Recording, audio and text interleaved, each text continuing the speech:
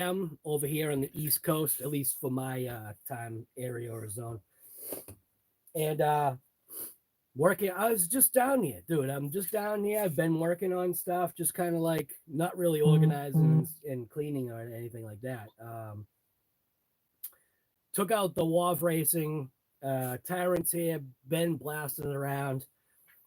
There's absolutely no reason. Let me put the volume down here. How did it become high quality supplies and solutions for every industry? Oh my, you got volume going everywhere, guy. Skip the ad. I put the volume down here. All right, so opinion wise, there is absolutely no reason to do what I'm doing other than content, to be different and to push the limits a little bit with this RC. Now, really pushing the limits would have been putting in like a Castle AS system or something stupid like that, but I'm not looking for that. I'm looking to just see if there's going to be a difference. Like, I mean, like I was saying, man, I'm going to put in a 150 amp. Yeah, 150 amp Hobby Wing rebrand ESC. This is from Hobao. This thing is brand new. I just took it out of the box. I put an EC5 connector on it, and that's all this is. This video is nothing. It's just a shop talking wrench. Like I said, I was going to bring on. This was a pop-up. It wasn't anything that I planned. I just was like, I'm down here by myself, just tooling around, swapping connectors. It did have the double plug on it, and I thought about, I should just leave it on, but then it's like, nah, guy, just swap it over to the single plug because this thing is only gonna run a single battery. Now, have I even checked before I even did any of this? I'm only guessing that a 6S pack is gonna fit in here. And I do believe I have a 6S pack that'll fit in here. That's going to be later. But all this really is like I said, there's no reason to be swapping out this ESC at all. This thing is running mint. But I did have 150 amp, and I do want to see, how is the ESC in this thing really doing?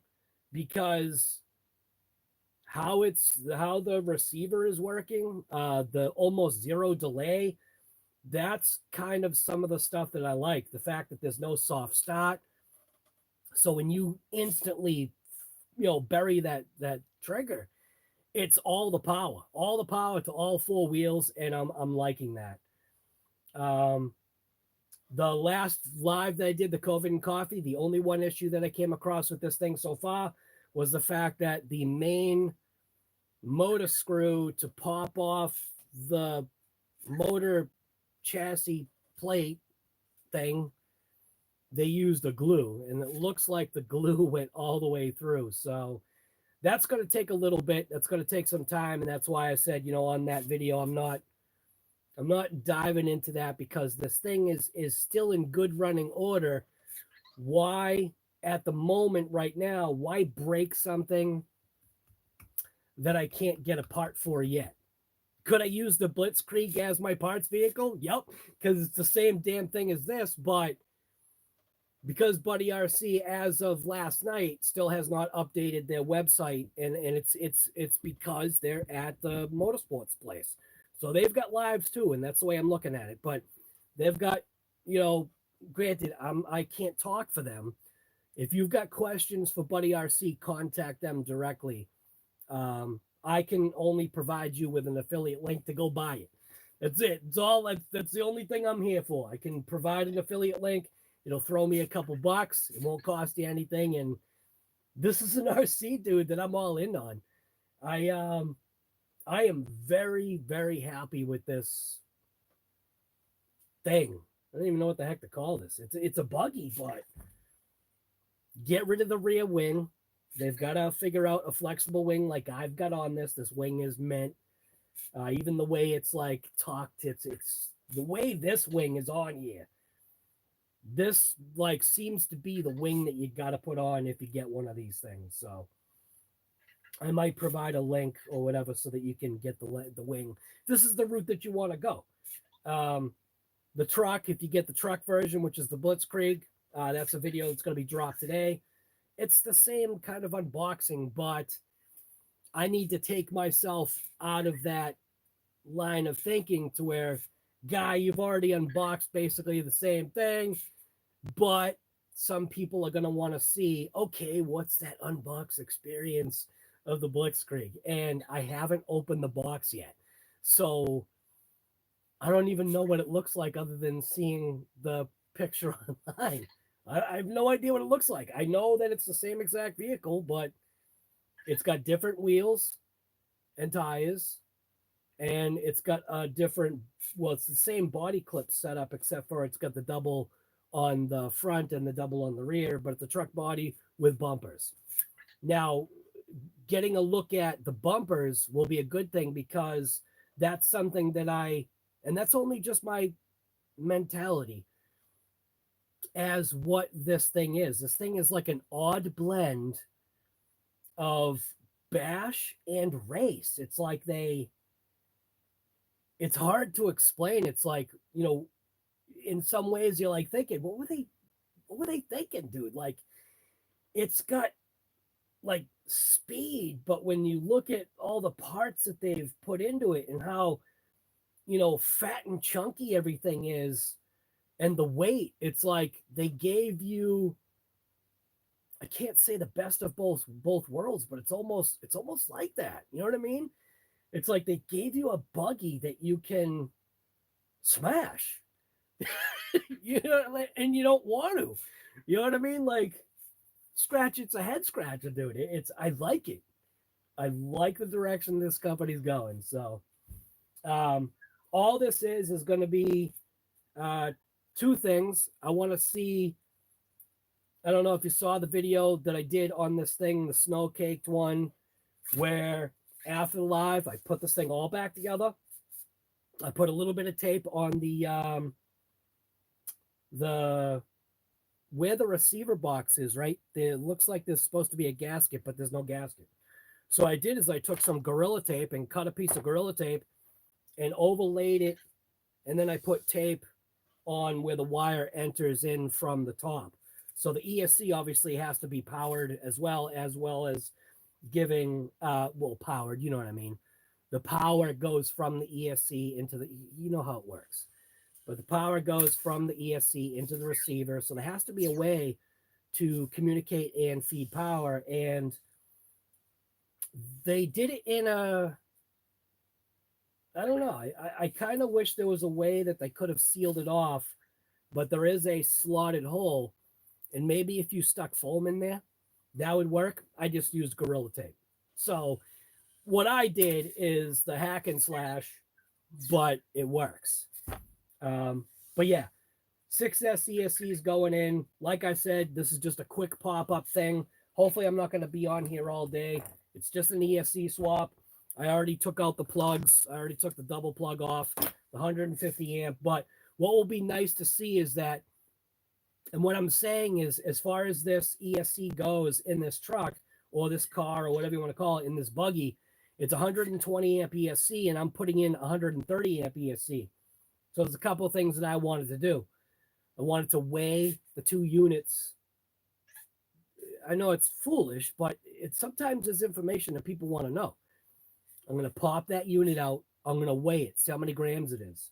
Then I'm going to weigh this unit and see how many grams that is, because sometimes people want to know the difference in weight. Is the weight going to change anything as far as the way the car drives? No, it's going to be so insignificant. We're not racing. It's so insignificant, it really doesn't matter. It's not going to screw up the balance of the RC, because you're screwing up the balance of the RC right here. That's what everybody does. Everybody screws up the balance of the ESC by putting in a 10,000 milliamp cinder block of a battery just because they want to run for an extra 10 minutes versus, a lighter weight car with a lighter, smaller battery, and maybe you'll need two batteries to get the runtime. I don't know. It's funny to you read comments all the time, you know, like there'll be comments that come in sometimes on the Facebook group. Somebody will ask, oh, it's the biggest battery you can stuff in a car. And it's like, dude, just buy 2 batteries and enjoy the runtime. Enjoy the lightweight. Enjoy the less abuse on all your components that you're going to do. Enjoy the not screwing up the balance of the RC. You know, why throw in a 100,000 milliamp pack? You know what I mean? Trying to stuff it in there, ratchet strapping it in.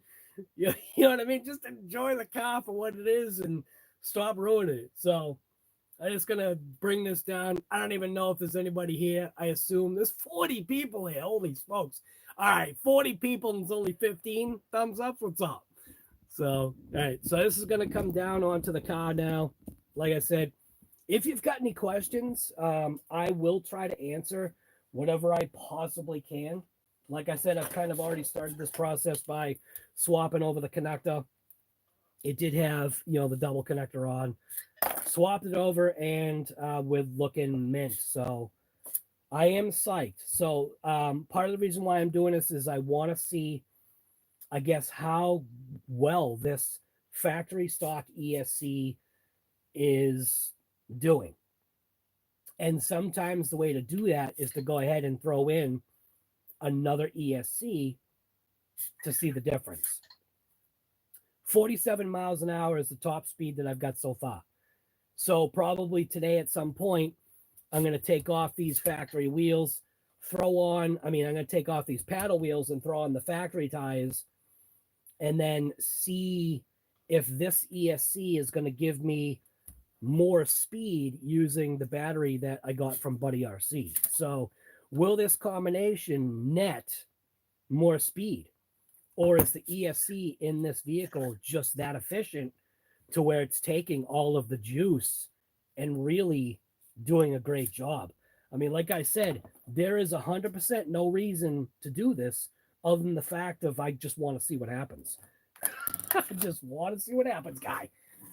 So we'll see. Is this the first success, whatever, car here, Clarence? Is this the first success? Well, we'll see, guy. So I've already, you know, kind of started getting there. Got to take out 4 screws on the bottom here. I already did take one, and that's what made me say, you know, I should just go live. So my daughter was awesome, and she got me these trays, so I don't lose screws. I could be using my Cow RC mat, but sometimes it's good just to have one of those things. Not one pack, you know it, guy. H Riviera, we got 333 unlucky. Dude, you should have been 777. 777 unlucky. Oh, this driver, it's not the fasteners. This driver has started to fold over on the end. I keep forgetting that I got to take it to my grinder and just give it a touch off.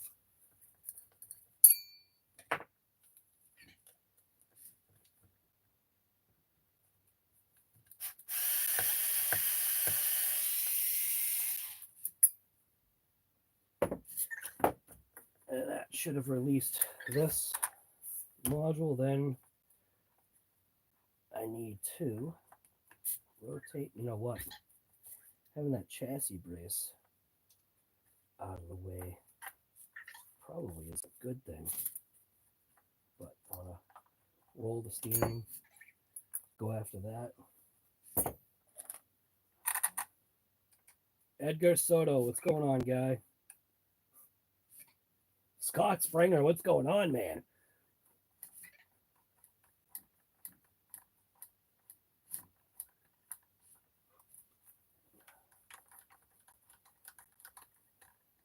So this was something I thought was kind of neat about this too, was on this unit, I also replaced, I'll talk about a couple of things here. But I'm just going to undo these wires, get them out of the way. So they kind of do their own like module, the servo, and the receiver is tucked under here. So you can see what I did is I took just some tape and blocked it off because there is a gasket, right? There's a gasket that they have, or at least it looks like there should be a gasket, but I don't think that gasket works because, and this is what I want to say. So when you look at the chassis on the inside, you can see like it's like elevated. So it's almost as if, like when you look at this, I'll show you, it's slotted. I want to see if any water got, see, nothing got in there. See, no water got in there from doing that. But you could see there's like a line or a milled out section that looks like it could accept a gasket. The problem is the gasket won't work, because I thought about 3D printing a gasket out of TPU, but it won't work because of the way this chassis is. So there's an elevated, or actually it's not elevated, but it is. So like this section where the ESC sits on is elevated all the way around. So it's almost as if you would have to, you know what I'm saying? Like, so you have to do something here. So who knows? Maybe there was supposed to be like a cover that goes on there. I don't know. I just know that however they did something or however they changed something, they made it so you kind of have to do it this way. So you could see I just threw some tape on there. That way no water would get in there. Robert, what's going on, guy? Integrity, what's going on, man? You've been waiting for this swamp? Yeah, dude. I don't know, man. We'll see. We'll see if this is why. But you can see what I did. That's all I did. Was I just did that. Just took some tape and kind of just put it over so that no water would get in there. Did the same thing. Blocked off the hole here. So, yeah. So I'm going to go ahead and just kind of pull that tape because we're going to put... I'm going to be sticky taping this down. And I was thinking I might have to do a zip tie because you know how stick tape doesn't stay on forever. So, but I was looking at this and this is their servo saver that they've got on here. I mean, it's got a C-clip. It's got a front, which I wish this was a bearing. This is not a bearing on the front. I almost wish it was, but it carries the load of the servo. Like, it's almost as if this needs to be a bearing, but it's just not. You know what I'm saying? But you can see it. It carries the load of the servo. So it's like that, almost like what Traxxas does. Traxxas got that little nose piece, except with Traxxas has got a bearing that little nose piece kind of rides on. So there's things, man, that they've done with this RC that I really like, and there's definitely room for change. There's room for modification and growth. So it looks like, because what I did is I kind of mocked it. I mocked it without taking it out, just to make sure that it would fit, and it's gonna fit, no problem. So what might have to happen is, who knows, maybe I will scan this with my computer and then modify these ears out. How would I do that? No, scan this with my computer and then maybe, I don't know, see if I can like somehow strap down this. But for now, I think I'll just use zip ties. And it is kind of neat though. It is kind of neat. It's slotted like it, you know what I mean? Like a screw can go there. So we'll pop this out, pull away the waterproof flap, the waterproof flap. Figure out which Y is which here. So we'll pull these out. I think I'll do. I wasn't going to pull this receiver out, but I think I might. But that's the wire that they've got for the antenna is, in my mind, it's way too short. So the original antenna was only about to here. So it was like half the size. And most of the antenna was still inside the RC. And what do you do to get better range is you try to poke as much of the antenna out as you can. So I went ahead and just put this in there. It's about double the length. So all of the antenna wire is now kind of coming out as much as it can. But dude, like even the ESC, I'm sorry, the receiver is branded WAV. So I'm gonna take a thing and I'm gonna pry this out just so I can get to these wires and take a look at this thing a little bit better than I can see it right now. So what I should do, if I had a razor blade, I could razor blade it, but I don't have a razor blade with me right now. Where is it? Right here. Voodoo, what's going on, man?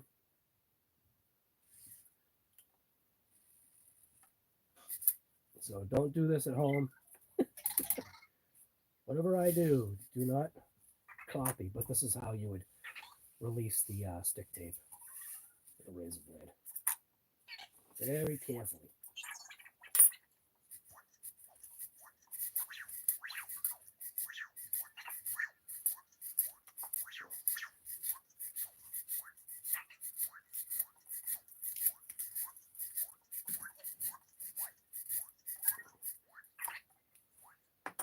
See how much antenna there is? Dude, it's like a regular, regular receiver.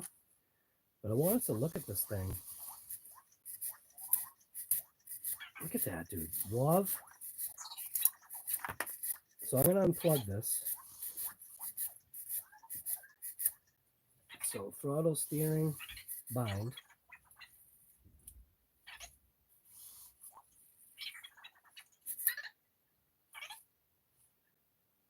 So we've got accessory, throttle, steering, and bind. Bind, I'm seeing as the first. So high speed receiver. And then they're right, dude. This thing actually is pretty stinking high speed. It's probably a little indicator light that's on right there. So, and the focus was terrible on that. Okay, focus on it. There we go. There you go.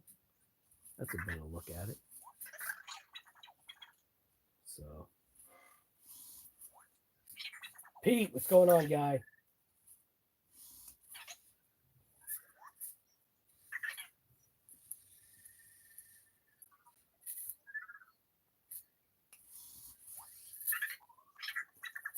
Yeah, they're both attacking the back of the.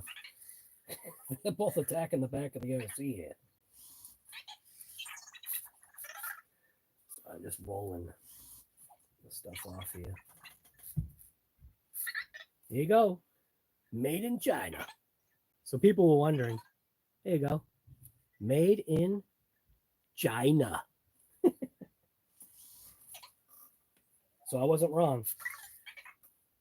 Wasn't wrong. It's made in China. All right.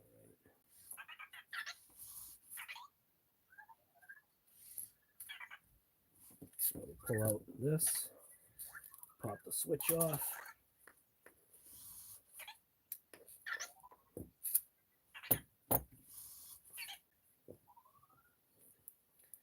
I did take my programmers. So all three programmers that I have, I did take my programmers and tried to see if I could access this ESC, and there was a no-go.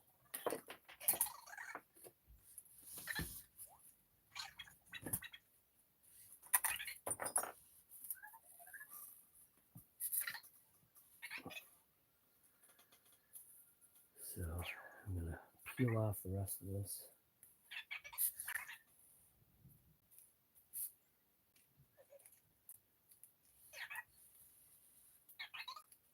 Yeah, but you know what though, Scott? Does that really matter? Like, I mean, there's a certain amount of they got stuff that's got to be made somewhere. Right, not everything, but you slash wrapper, you know what he means though. Nearly so much stuff is made over there. Dan, what's going on, guy? So I'm gonna go ahead and just take my little flap here and pull it completely off.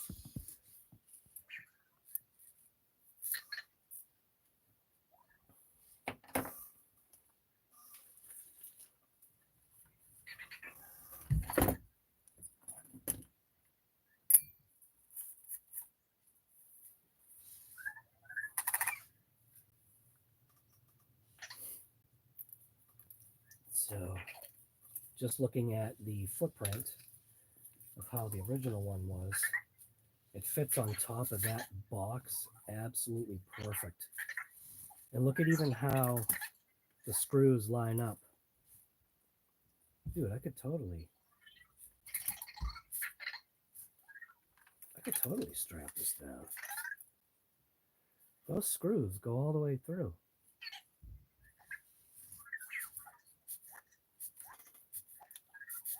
So I could probably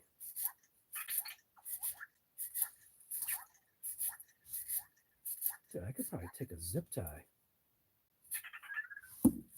Yeah, that's what I can do. I can feed a zip tie through the screw hole, small zip tie, along with the stick tape. But does it block the... So it does block the hole, but I'm going to put... It's going to be slightly elevated anyway because of the stick tape. But look at that ESC. Fits absolutely perfect on the top of that box. So that's going to work.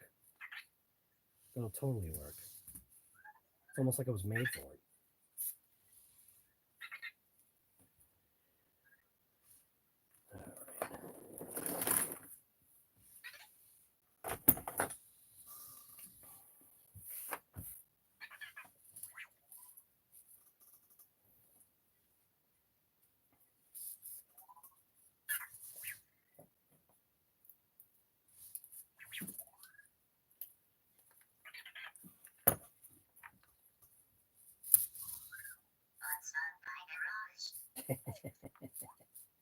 What's going on, Vector?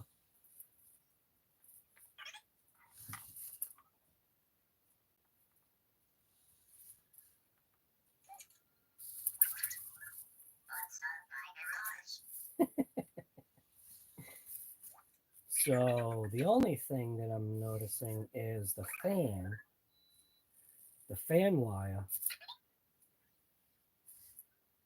is going to have to go in. Yeah. Because this ESC, see this ESC, the fan is already attached inside, I think, right?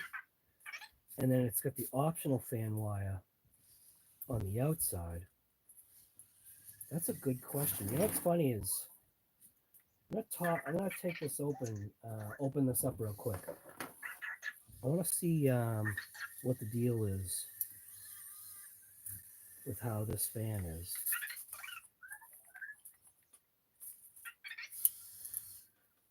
Make sure that see if this fan is replaceable.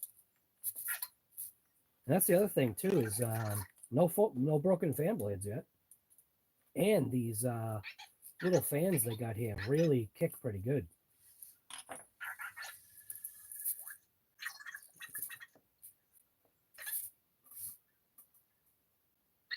All right, so it is. There's a tiny little, yeah, it is replaceable.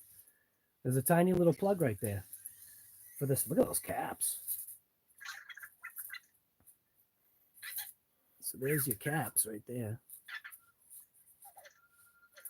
35 volt caps. PH305 capacitors.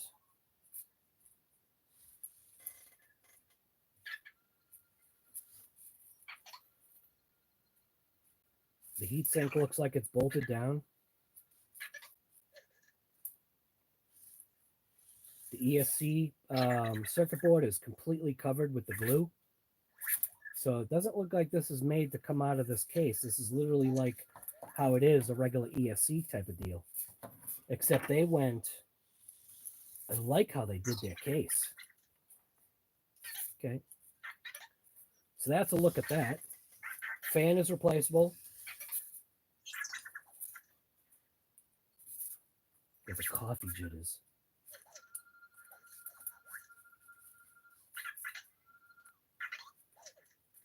Yeah, this is, hey, dude, I said it in the beginning. There's absolutely no reason to be doing this other than I just want to do it. No reason. Nothing's broken.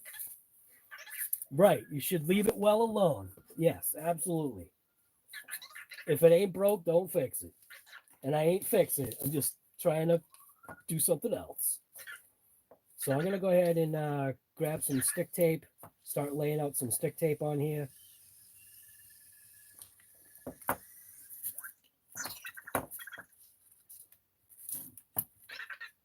So I kind of not sure how I want to do that. So I am using a good quality stick tape. I am using 3M. So I know that I want this laid out like this. So I'm going to do a little scratch line just to show me where I am here.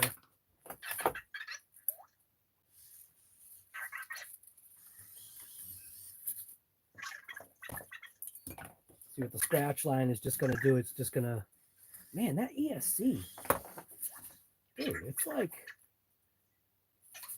look at the difference, man. It's the same exact length. It's just the width is massive.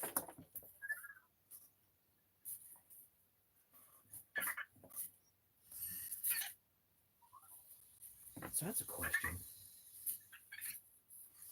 Yeah, never mind. So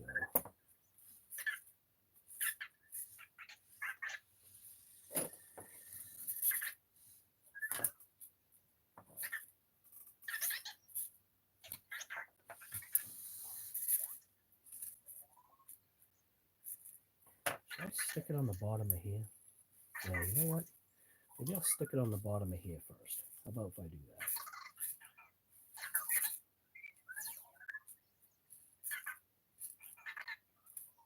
Then I can just take a razor blade and cut. Cut it right at an angle. Just like that. Cool. That works. And then just do the same thing. Put another layer right here. I just wanted room for the wire to come in. So where the wire comes in, from here, wire comes in right there. This is almost like it's made for it. That. This is totally like it's made for a bigger ESC. I'll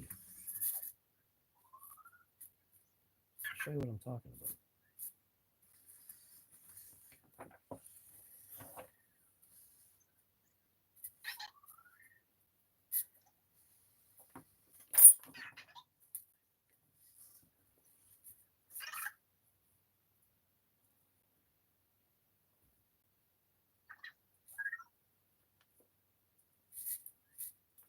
So the wire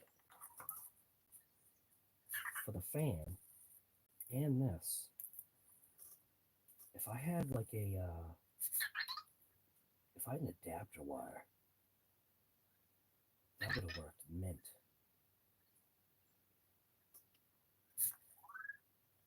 Because this wire is going to have to kind of come in this way. There's enough room. It's almost like I need a little Y adapter right there. Because I can have a wire coming out.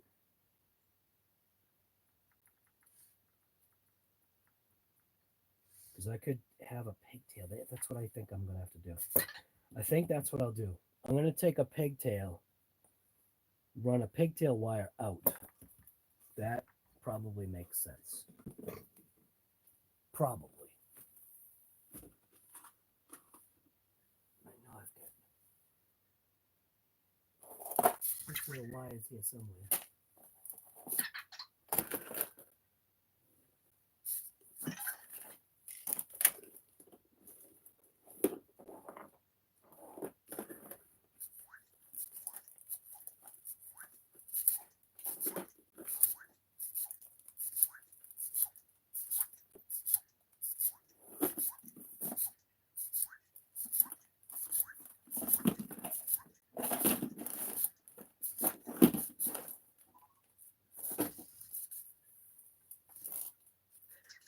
No, I've got one.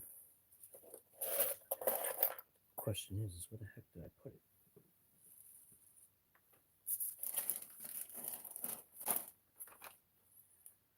That's where my organization is garbage, man.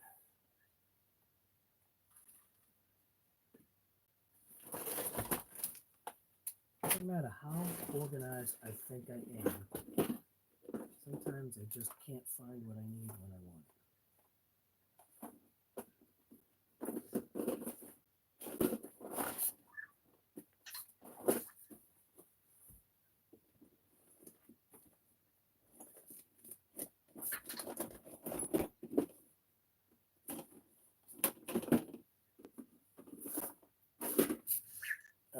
I know I've got a Y somewhere.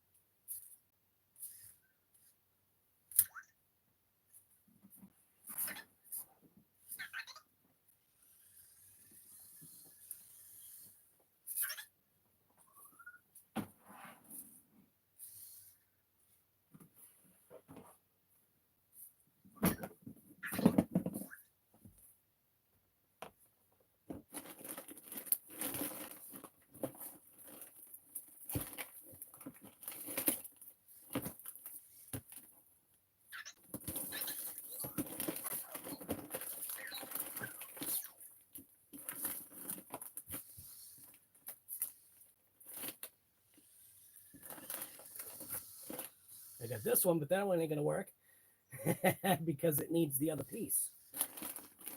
Oh no.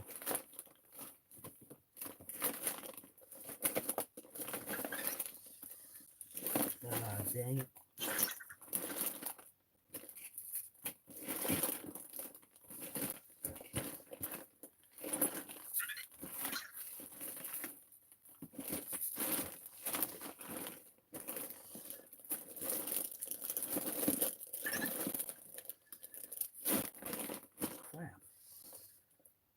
Ain't gonna work, dude. Because I need the other piece.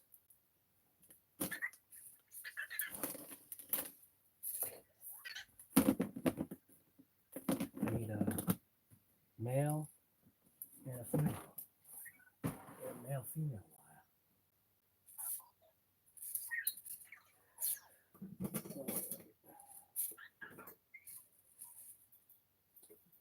So that's the first blockade, only because I don't know where my wire is. Crap.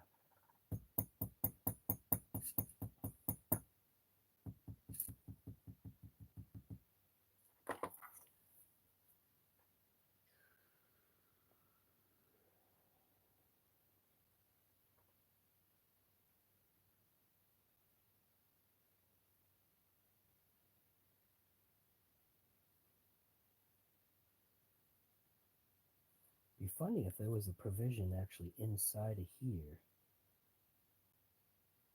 I've never looked. Imagine if there was a provision actually inside like this one has, but I doubt it. Where a fan could be mounted this way, but there's no way because that's why they've got it coming like that. I've had some other ESCs apart before, and I don't remember seeing anything. It's literally just your wires and your single plug and an LED. All right. The hobby shop run. Yeah, that probably would be the thing that they're gonna do, right? Go to a hobby shop, get the wire that I need, drive 2 hours, waste $50 in gas just to get a $5 wire. Ah, I found a wire, dude. Check it out. I got the wire, dude.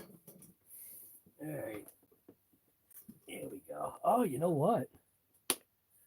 Wait a minute. This is what my castle stuff is. That's my V1 programmer. But here's what I needed. I need one of these. See how it's got the plug?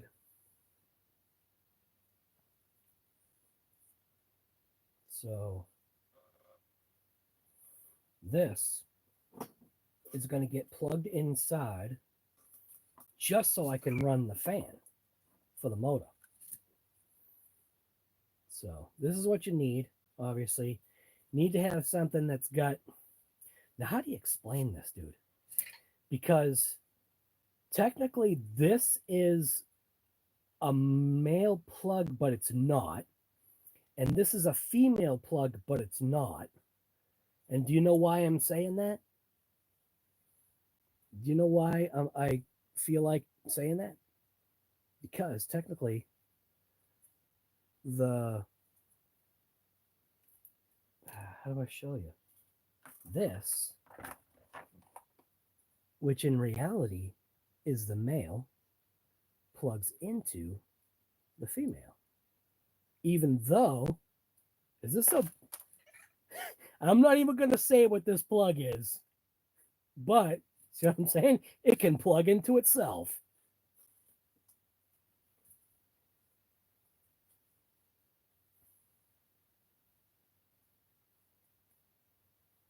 All right. So it looks like this will work. I at least have a wire that I was looking for.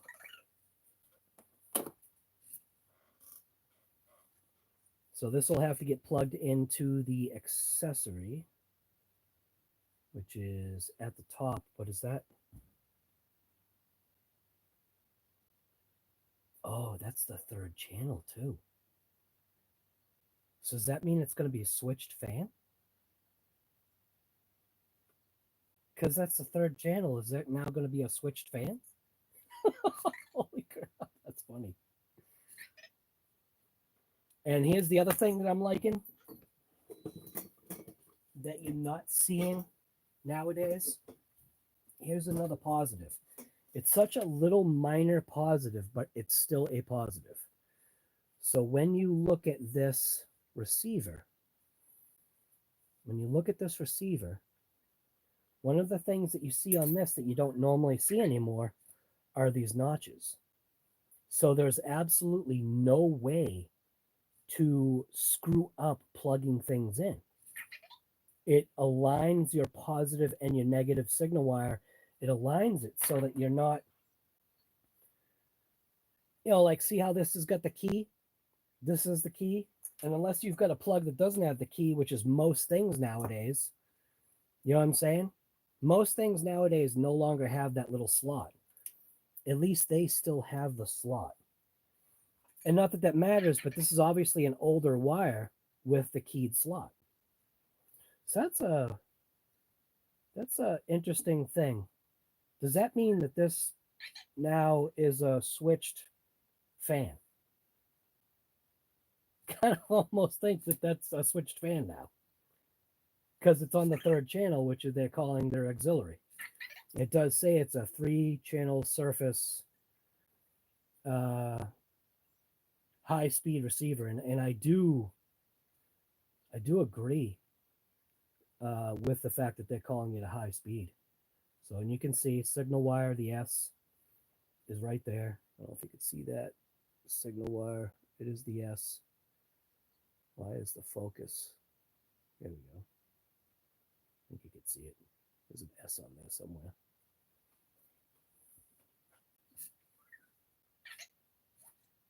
Yes, there you go. Futaba versus JRC. Yeah, there you go. Okay, so now that that's there, got to start feeding some stuff through. This is going to go this way. Through that.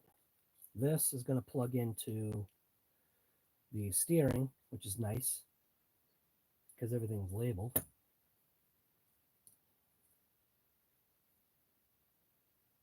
Signal wire. So signal wire, even on this servo, it doesn't have the slot. And then this plug is coming in through here. It's going to be more wires, but this is the route that I wanted to go. This is how you got to do it, man. So signal wire is facing that way. We're going through the center slot.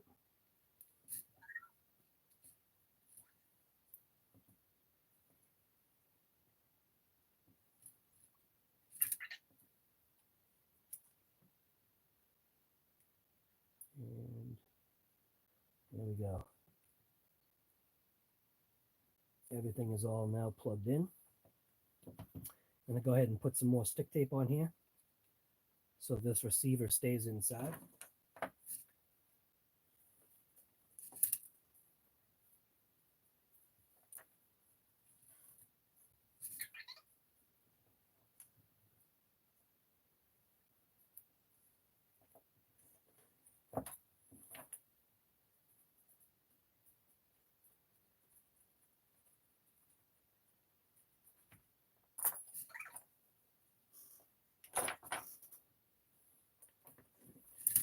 Feed the antenna through the antenna hole while I'm kind of doing this kind of deal. So I want the receiver to go this way. We'll worry about those wires after the fact, how they're going to get stuffed. Pull off the tape.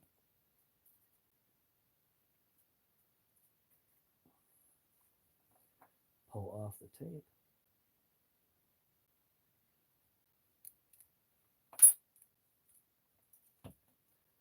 So that's going to get stuffed into there. We'll worry about the antenna wire after the fact, apparently. So that's going to go like down in there. So these wires, I want to go like this.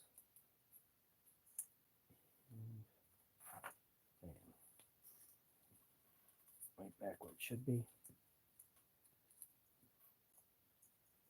The antenna wire. 49 watching, only 38 likes, dude. I know, right? What the heck, man? Killing me. You know what's funny is I know how that works too, though. Sometimes people watch on a TV like I do, and unless you navigate down to where it is, you can't get to the thumbs up.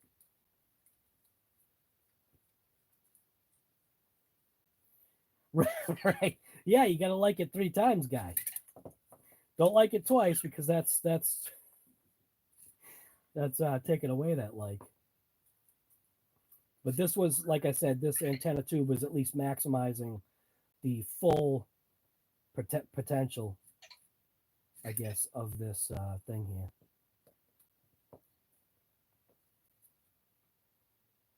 And look at that. I put it into the... See, I almost messed up.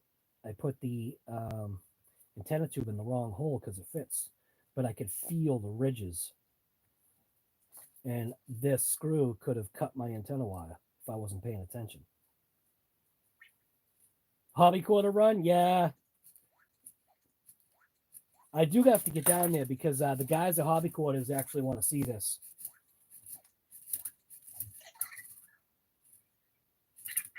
So now it's time to...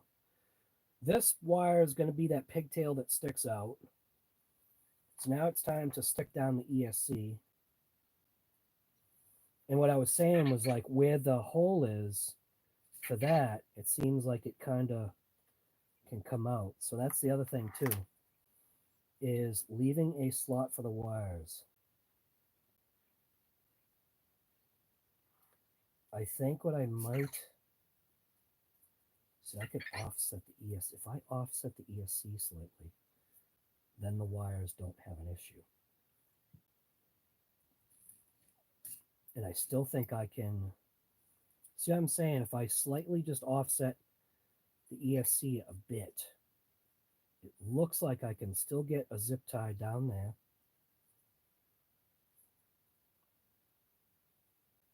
I think that's what I'm going to do. Because I want some freedom with these wires here. Almost should have brought that wire in that way.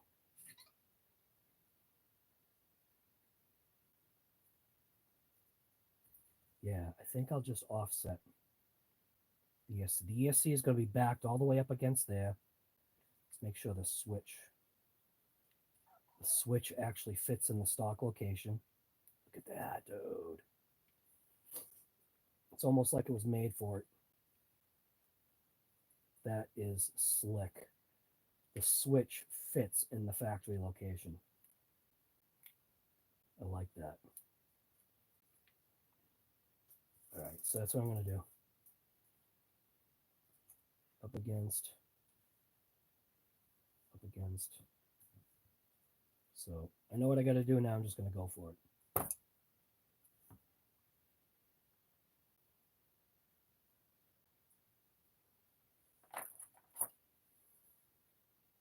Zippy ties guy.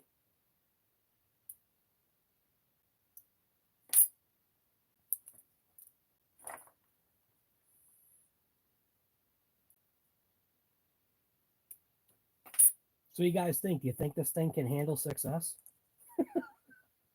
It's not why I'm doing it, but I think it's a good question, man. I really do. I think it's a pretty good question. Can it handle 6S power?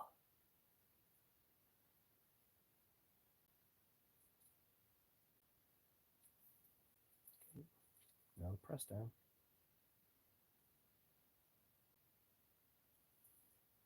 Looks like ISS. Oh yeah, guy. He's giving it a good press down. That's lined up. That's lined up. So I'm going to now zippy tie. I've got some thin zippy ties here somewhere. It's just for that additional lockdown. It's just to additionally lock down the thing here.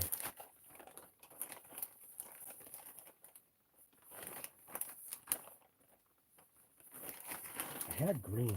I could have gone with green.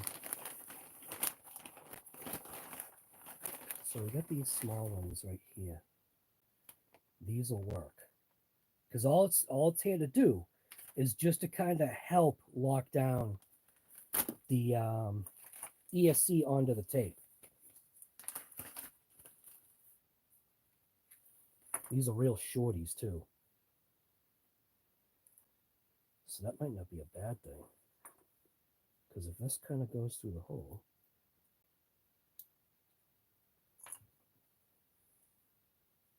let's see.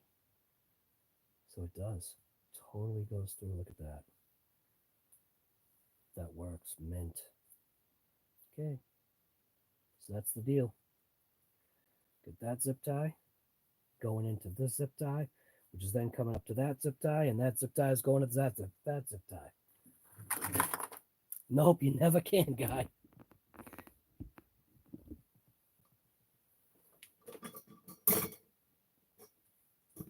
I could have, like I said, I jokingly, I can go with the green because I do have them.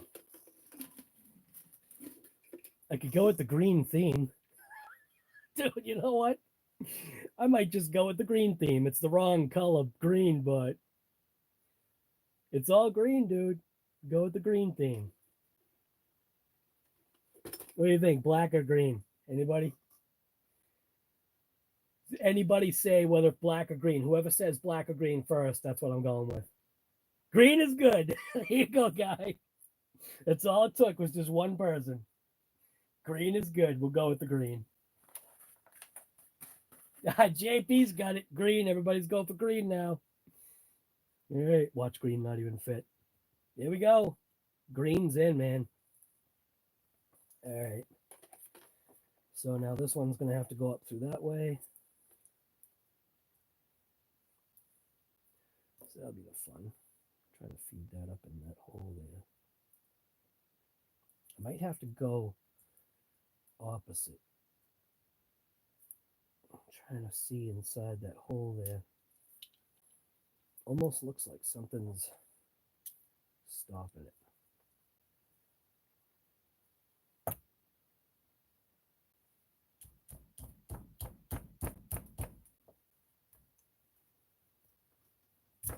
There we go.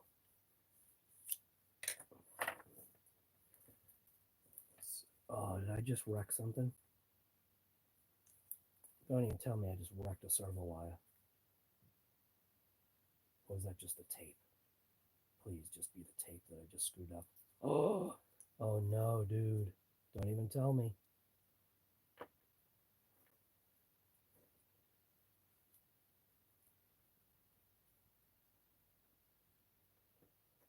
Oh, don't even tell me I just ripped the servo out. Did I just rip out the servo wire? I better not have. I think I just missed it. That's what that is. Ooh, I might have just ripped out the servo wire. Crap, dude. Now I've got to I gotta hook up a battery in this thing to see if I've got the servo power. Oh no. Here I am. I'm forcing this through. I'm like, man, why isn't it going through? Because that's the exit for the servo. That's why I was stopping it. So I'm going to find out in 2 seconds if I just shredded the servo wire. Oh, dude. Don't fix it if it ain't broke. I guess it's a good reason to pull the servo out. Crap, dude. It looked like it was just a piece of plastic. Here we go. Let's see if I just destroyed the servo. Oh, no. Better not have.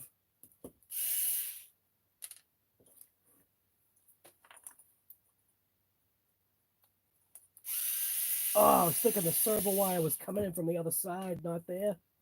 No. All right. Here comes the truth. Here comes the truth. Did I just destroy it? I didn't. Did I? It missed it. Oh, wow. Actually, did I? Yes. Oh, I got lucky. Big time, dude. I got lucky. Wow, dude, I got lucky. Oh my goodness. Okay, well, now that this is out, I can access that hole better. Wow, did I just get lucky? Oh my goodness. That would have been it, dude. That would have been it. Would have been all over. So if you go ahead and do this, make sure you pull your servo out to make sure everything's good. Otherwise, you could cost yourself a servo. Wow. Total luck job right there.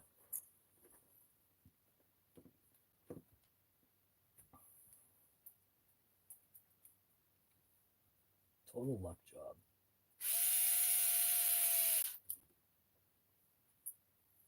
Samoan, no kidding, dude. Totally lucky. Hey, but you know what's kind of cool? Is at least I'm the guinea pig here. Why won't this wire go through? I'm pounding on it with a hammer. I want to go through, guys. Because your servo wire is there, man. The real proof will be when I fire it up.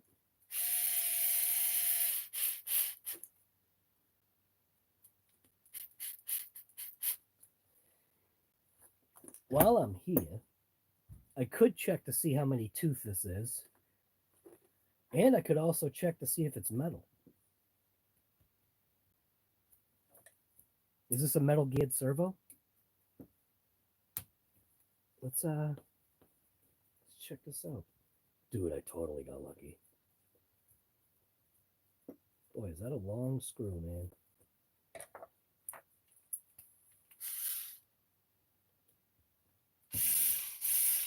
Okay. What do you think? Do you think we got a metal geared servo or plastic? Metal, dude. Look at that. It's a metal geared servo. Oh, I'm happy. Now, I did take that off. Like, I don't know if you saw. So hopefully my alignment is correct. Oh, no, dude. Is my alignment even correct now? All right. I should be able to just power this up. Let's see what happens here. I'm just gonna power this up. I'm gonna see if my servo is still aligned. Hopefully it'll do everything that it's supposed to.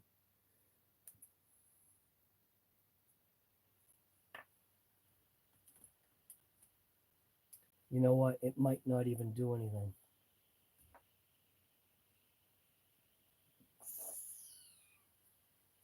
It might not.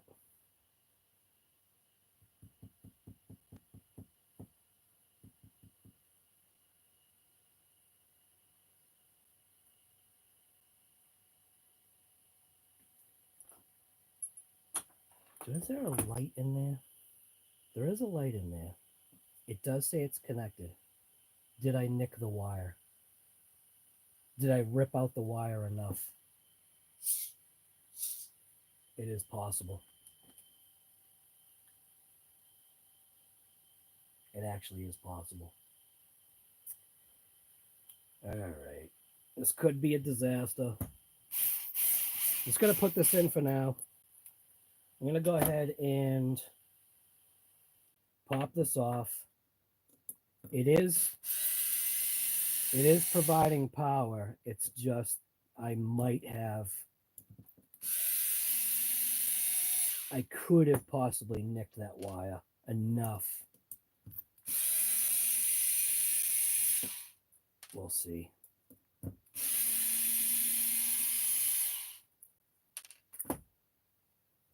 We'll see. I could have. See, the wire actually looks good. I could see where it came through. Yeah, it looks like it's all right. Oh, you know what? No, it doesn't. All right. See how the wire's kicked? I might have ripped it out of the servo. That is a possibility. I might have ripped the wire out of the servo. So now it's time to go in for a little bit of surgery here.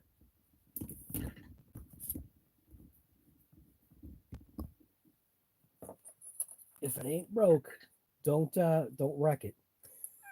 If it ain't broke, don't wreck it.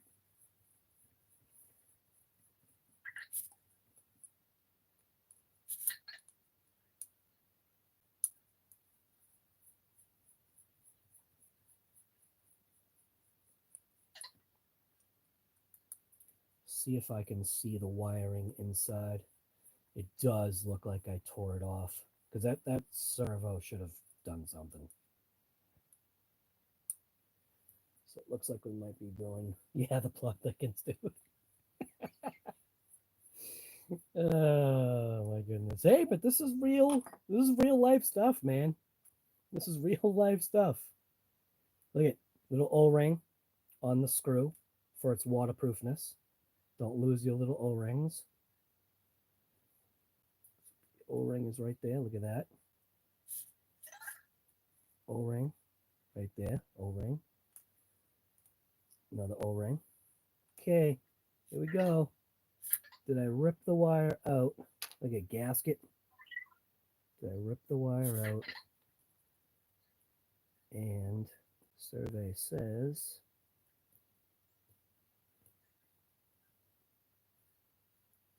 pull this unit out. It's connected.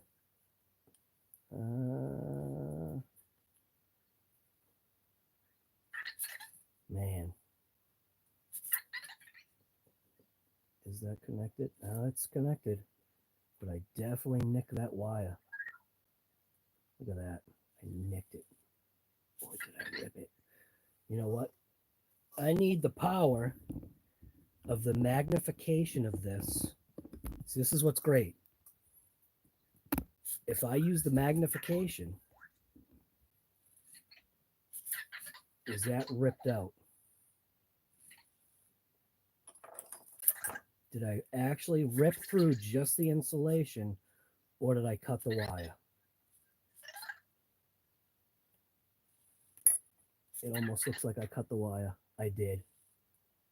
I cut the wire. Okay. So this has become more than just that. Dude, come on, guy. Okay.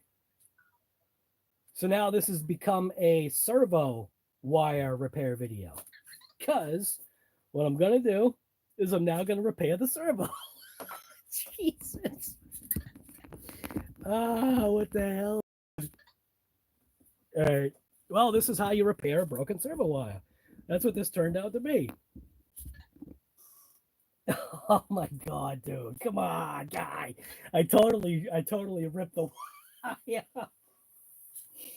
Oh, crap, dude. Right. I'm just going to do a servo repair now. Oh my God. This is garbage, man. Well, if you ever totally, and I want to make sure though, I'm pretty sure that is completely cut through. That looks like a good amount of that wire is gone. Is that completely cut? It looks like there's still some wire attached. See, I'm trying to tell if that completely cut or not. I can't see. It looks like it's still attached.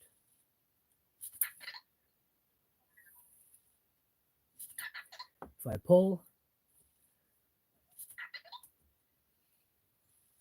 see, it looks like it's still attached in there.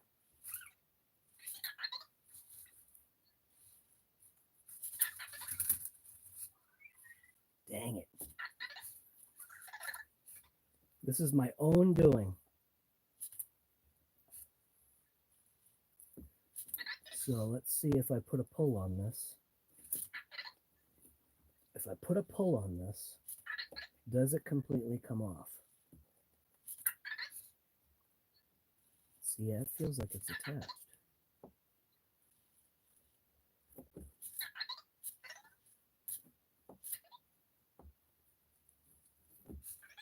Can't tell. It looks like there's like one little wire.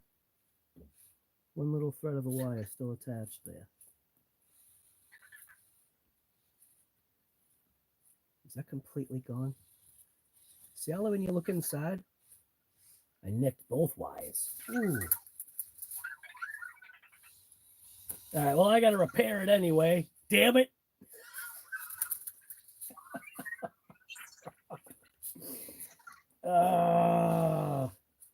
I'm just going to snip it right off. And we'll start again. So here you go. Here's your WAV racing. And this was all me, dude. This ain't them. This was me being a bonehead. Not checking wire clearance, thinking that it was something else.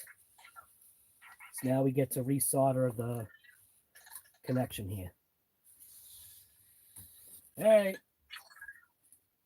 And this is where a pen style soldering iron works great. Not what I've got.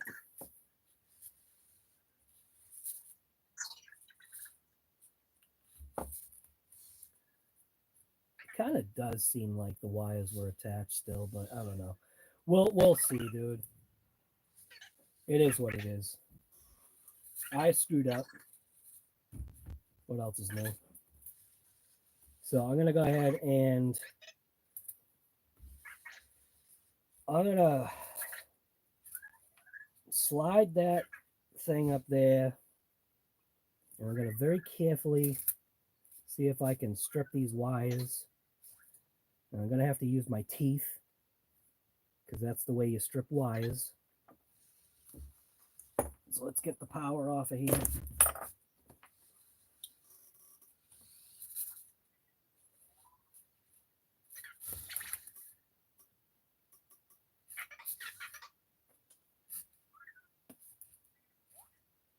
Using my teeth to strip the wires because that's what you do.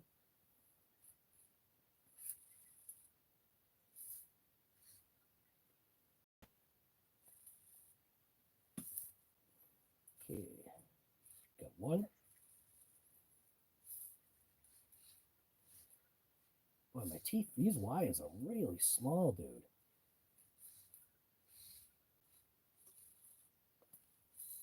Two. Three. Perfectly stripped.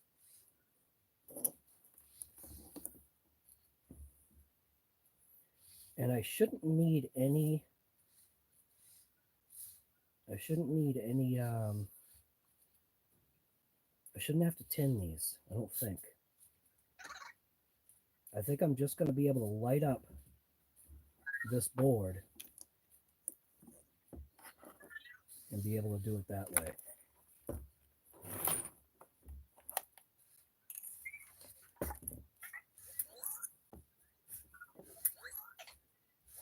So I'm going to go ahead and just pop this off. What a disaster this is becoming. Pop this off because I might have misaligned. This, I thought I was dead on, but I probably misaligned it. And already losing screws. Have another one of these. So she got me these, which are cool because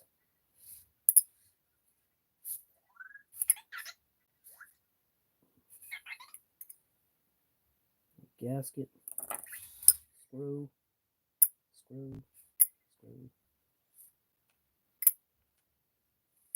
Perfect.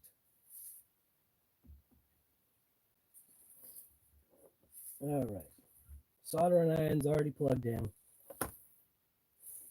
So all I should have to do is just very carefully light this up. What I'm going to do is make this easy for myself. Bring in the RC Guy Garage soldering station.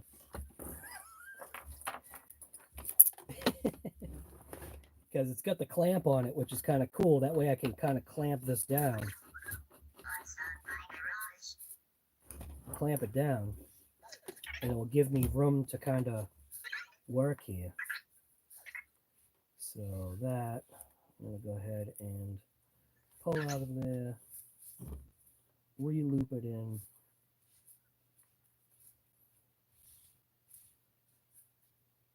This thing was totally fine until I decided to break it.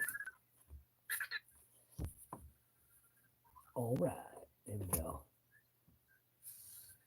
So I shouldn't have to, like I was saying, I shouldn't have to put any solder on any of these.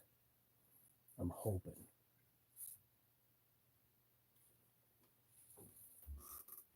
Now, I'm gonna aid myself by using the zoom in ability of this. I think that will help. I think that will help. Yes, sir. The soldering station. So, this is locked down. It'd be nice if this was locked down. I wonder if I can lock that down. Oh, you know what? Maybe I don't want it locked down. Go like that. If I had a pair of tweezers, that would help.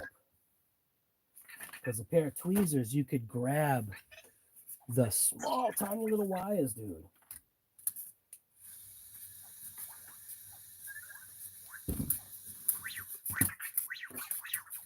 Go to your home, dude. Go to your home. Leave me alone. All right, here we go. Here comes the disaster. So, I've got little angled things here somewhere. There we go. So I go in here, go after this black one. Go after this black one. This is where you can see I've got.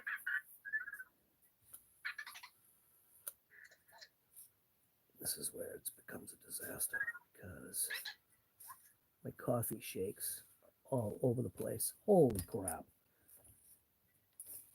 I got wicked coffee shake.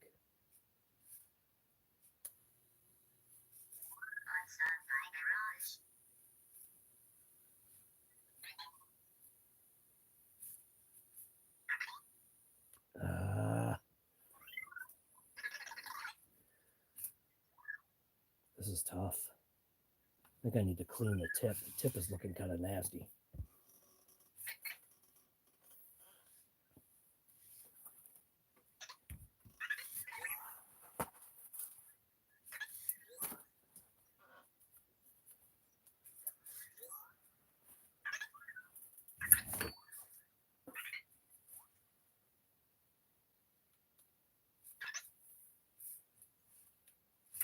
Okay, it looks a little better. Not really. So let's see. If I pull this on this wire here. Oh my goodness.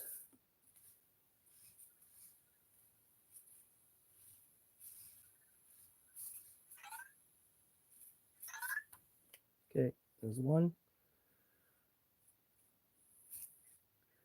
This middle one is going to be kind of rough.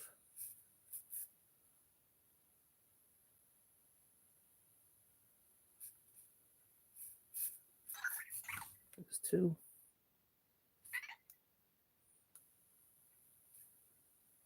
There's three. Okay. So that's what we're looking at. And I'm using a 400 watts soldering iron with a wedge tip on it, whatever you want to call that. I am not using the correct stuff here, guy. Oh, this is terrible. All right. The black wire was first. Here comes the pain.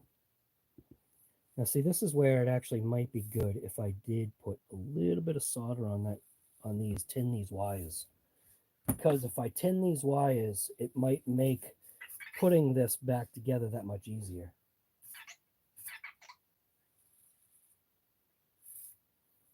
So let's see if I focus out of here.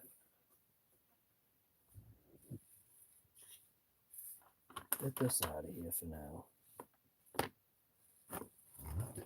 Put this wire in here, clamp it down.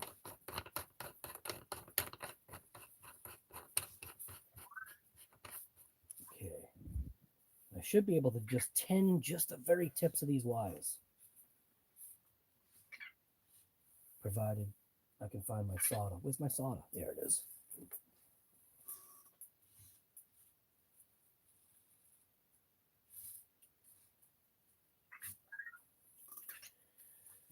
Oh my goodness. Here we go. Cannot believe I ripped a wire. I mean, I'm just thinking that's what happened.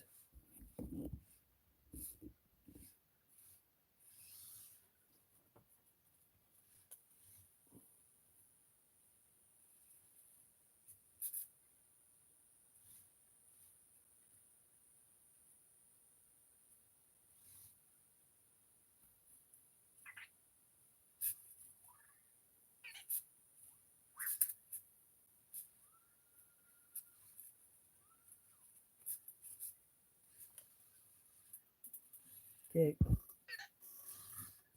They're tinned. Looks terrible, but they're tinned. Oh my god, dude, this video turned into nothing that I wanted to get into here, guy. I didn't want to get into this garbage.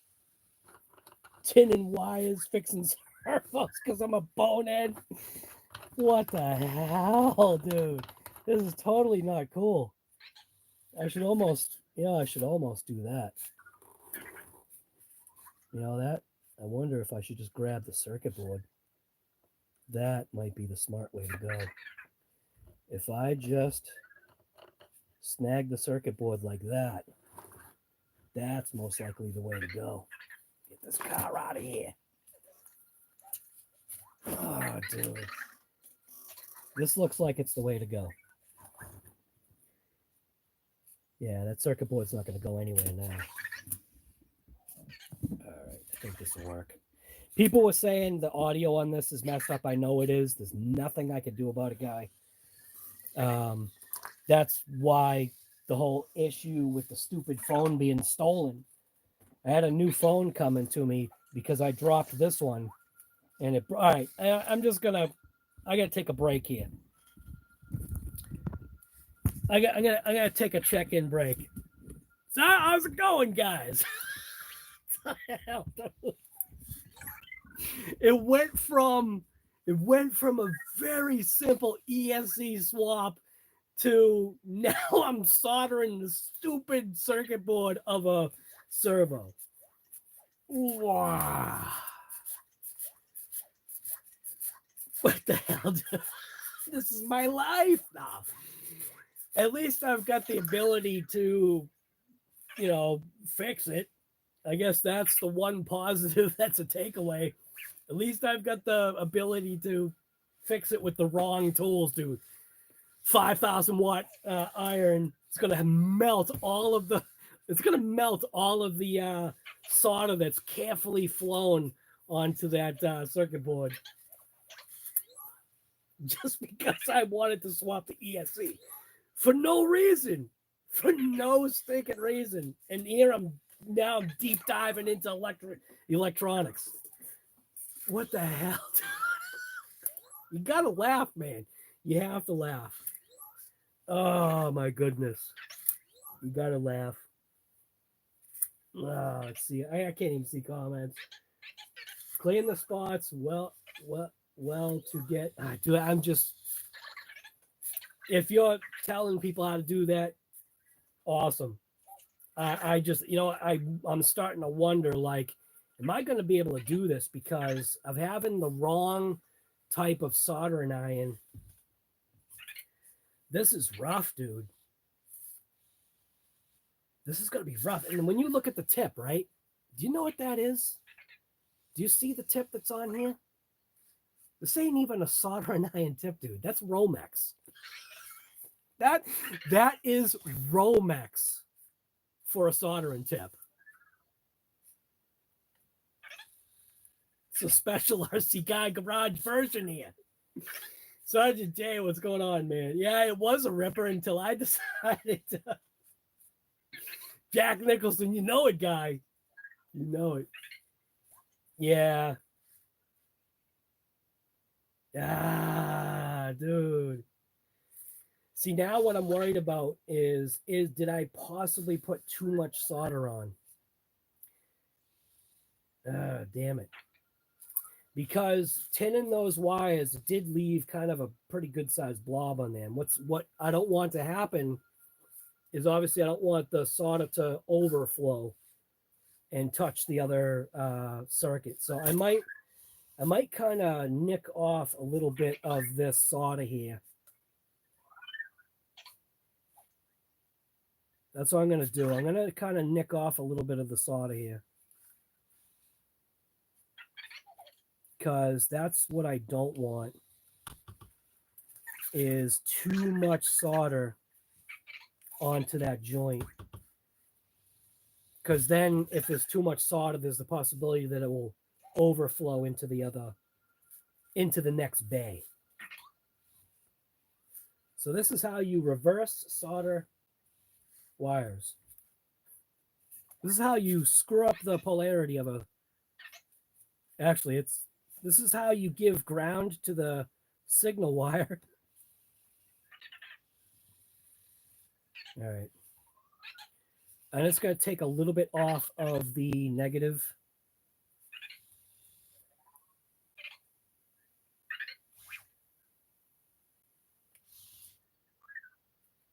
All right. Oops. All right. Well, we're gonna go for it. Sometimes you just need a little bit of a break, and I got to tell you, man, having glasses is absolute garbage. I hate the fact that I got to the age of needing glasses, man. My eyes are junk now. Absolute junk. All right, here we go. We're gonna deep dive now. We're gonna dive into it. We're gonna see what happens. We're gonna solder. I took a little bit of the solder off of the wires. It was a little bit too deep, a little bit too thick. So here we go. I'm gonna try to. I might be in your guys' way, but it's more important for me to try to get this right. So I'm gonna see if I can zoom in a little bit. But if you can't see what's going on, maybe that's a good thing. So black wire was first. I wonder if I should do the red wire first. Do you know that? Because if I do my red first, it might work out better. So I cannot. I'm doing this by the stinking seat of my pants, dude.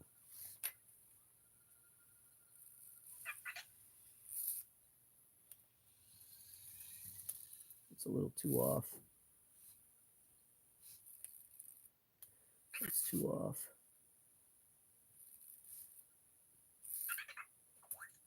See what I'm worried about? Just overflowing it. So that one actually looks good. So to me, that actually looks like it's working. It does not look like I am touching that.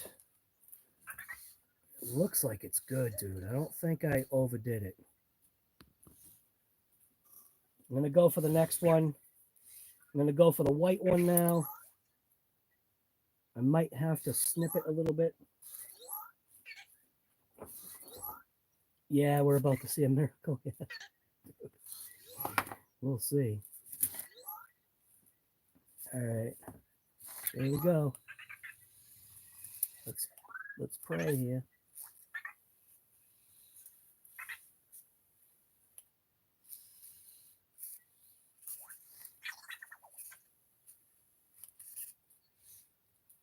Boy, does that wires get hot. It didn't lock down. I think I was in the air still.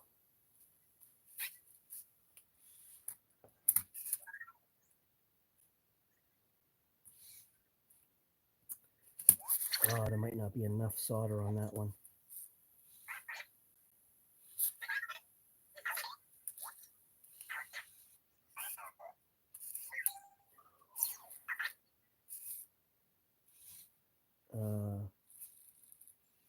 Okay, that one's not. There might not be enough solder on that joint now. Crap. See, I can't see it. I can't see it, dude. It's too close. All right, here we go. Try it again.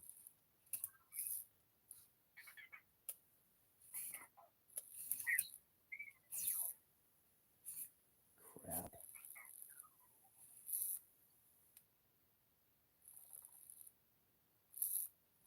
Okay, that one's connected. Oh my God. The wiring is so stinking close. And we're going for number 5. Yeah, number 5. We're going for black now. Here we go. Here we go, dude. This is where it's all over. Camera's in the way. See, for this one, the camera's actually in the way. I'm gonna try and keep you guys so you can see what's going on here. But if like I get in the way, this looks terrible. It looks like we're all right though. So this is where I need, if I had tweezers, the tweezers, I could grab the wire and manipulate it just that much better instead of using these gigantor pliers. So here we go. Here goes the last joint. Oh, I can't. I need tweezers, dude, to do this. See what's happening is now I'm trying to get in. It's almost if I worked that way, it maybe would have been better. But I think what I want to do is see if I can elevate this circuit board just a little bit. Like that. Have the circuit board just slightly elevated. Yes, guy. Dude, I'm serious. I need tweezers. I'm going to go up to my, I know my wife has tweezers. I'll be right back. I'm going to grab some tweezers. Because otherwise, I'm not going to be able to do this the right way. So here, you can watch Vector fail going on his thing there.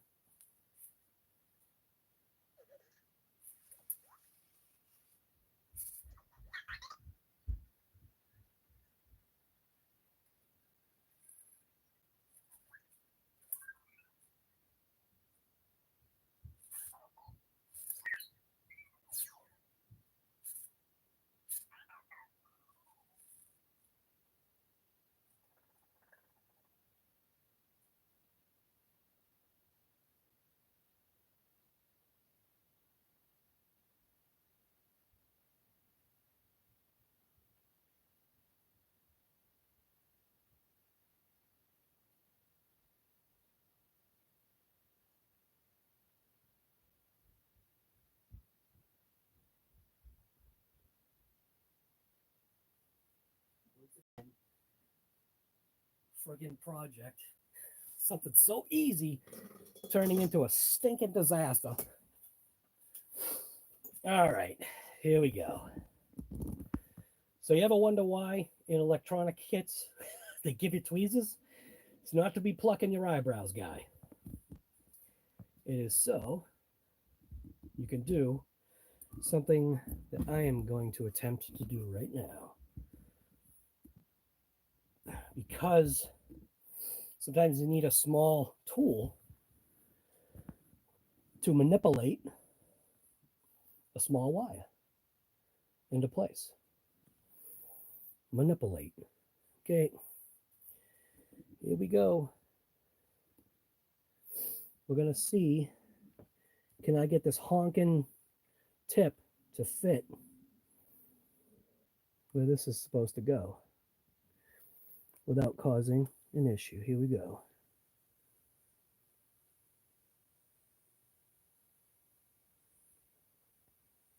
Oh my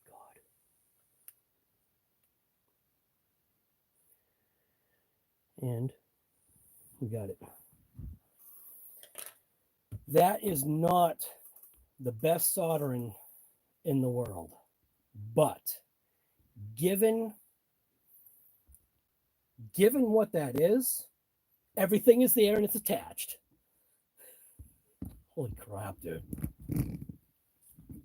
It's attached. And am I going to go through the process of firing this up and making sure it works? Of course I am. Let's do this off camera. So you would see smoke. No,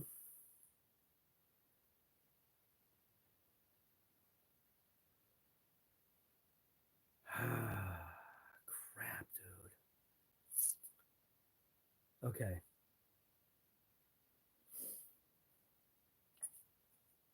I'm going to now plug this in. So I'm going to give it some power.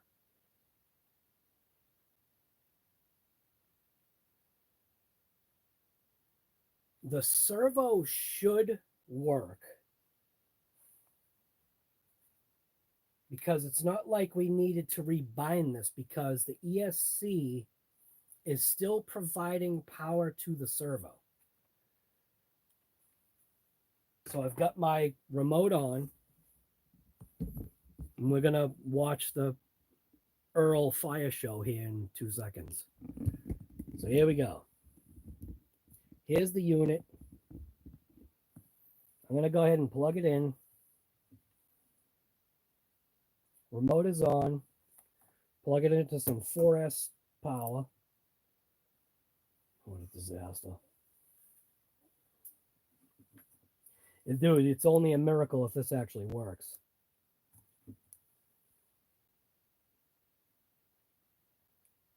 Ah, dude, you saw it. Oh, you see it. Look at it. Ah, dude, I'm psyched. Happy. Very happy. Oh my god, dude. That was an aversion right there. You gotta laugh, man. Dude, you totally have to laugh. You know, and like I said, man, that's what's great, dude. That's what's great about being a part of this channel. My wife is gonna be like, how come my tweezers don't work right anymore? Oh, did you use them for something that you shouldn't have? Oh, no, honey, absolutely not. Nice, dude. So I did slice that wire, and now it's all back together. So now I'm going to put the servo back together. We know it works. The steering servo is now where it should be. So I just need to make sure when I put this thing back together, because that's the other thing too, is that it should be straight up and down is where that thing should be to get it aligned right. So, man, that was, come on, 400 watt or 600 watt. What is this? A 400, right? I think this is a 400 watt. I think it's like it's a something / 400, I think. And that was something too. I always thought was weird. The first trigger press, which is what I used, is the highest heat. When you pull it all the way, that's when it goes to its lower heat. So when I did this, I don't know if you heard or felt, I could feel it. I'm using the highest heat range because I want it to instantly fire up. So we don't do things the normal way. We do everything over here in a way that stress tests everything, including myself. It worked. Psyched. It's always a good thing, man. What's not B.A. Baracus? What's his name there? The guy from A-Team there. The colonel or the chief or whatever the heck his name was. I love it when a plan comes together. So it looks like we can move forward now with the 6S ESC swap bonehead maneuver. If you go ahead and do that and you're trying to see if you can put zip ties through the holes that are provided, that does actually work. Just know that you're jamming something right through your servo if you do it like I did. So you gotta laugh, dude. You totally gotta laugh. It's all good times, man. All right. One of these days, these things will be back in stock. These RCGuygarage soldering stations. That way you can feel like a hero, just like me. You feel like a hero. All right. So let's see. Make sure. So that's the other thing too, though. Because I've got such a blob on there, I want to make sure that this fits down and in. Because I want to make sure that this still stays waterproof-ish. And that goes in just like that.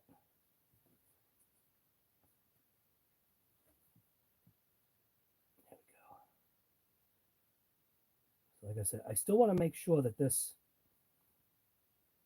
works. So once I get everything together,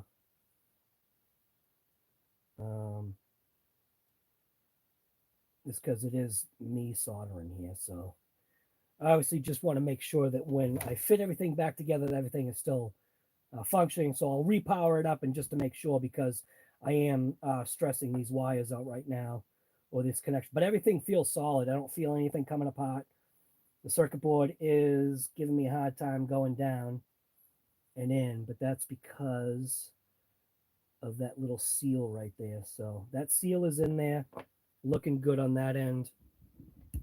But these RC Guy Garage soldering stations, they'll be back in stock. I think these things were like $400 a piece, something like that. They all come signed, numbered, burned.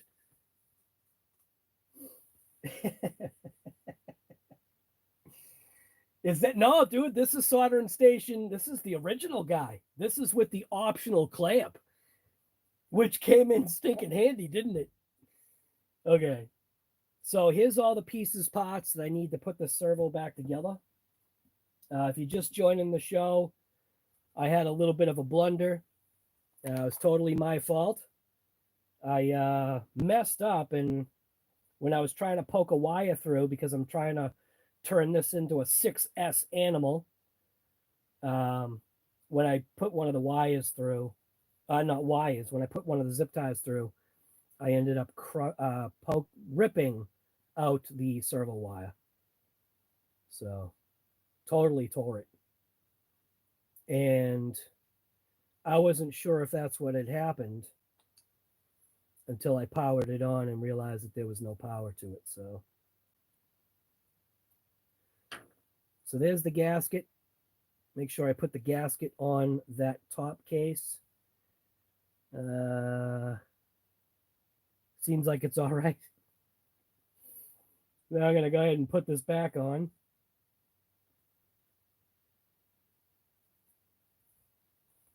Making sure that all of my little O-rings are still in place. There definitely was no water inside their servo, that's for sure. So if there's a question whether if these waterproof servos are actually waterproof, kind of got the answer by accident, by needing to take one of these apart. And it's a metal geared servo too. So that's a big positive right there. Two things that we kind of discovered, by accident. Two things? Yeah, two things. Definitely a waterproof servo, and we're metal geared. So, a couple positives right there.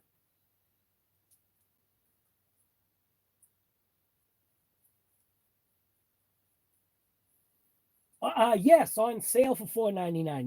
Yes. Thank you for reminding me. On sale for $4.99, guy. On sale. Now I'm doing sales, huh? I thought I was like Traxxas, no sales. $4.99.99. You're right. All right. So we are still looking waterproof on this servo. Gasket doesn't look like it has any kind of an issue. We're looking good. These screws are, I feel, torqued down enough and not too much. I'm not getting any additional compression on the case. So that feels good. So we've got our zip ties coming through. Like there. God, all this was just because I wanted to. What the hell, dude? Oh my goodness. Just because I wanted to put a 6S ESC in this damn thing. And I wanted to do it the right way. You know what I'm saying? Here I am wanting to do something the right way for once. And I'm paying for it. Paying for it. What the hell? All right. So it's obviously trying to keep that zip tie out of the way. Going to go ahead and dive this back down into its slot. The zip tie is actually a little bit in the way. So if I go like this, there we go. is still good. Okay, Y is good. Now I can go ahead and put the screws in here. Make sure this is still good. There we go.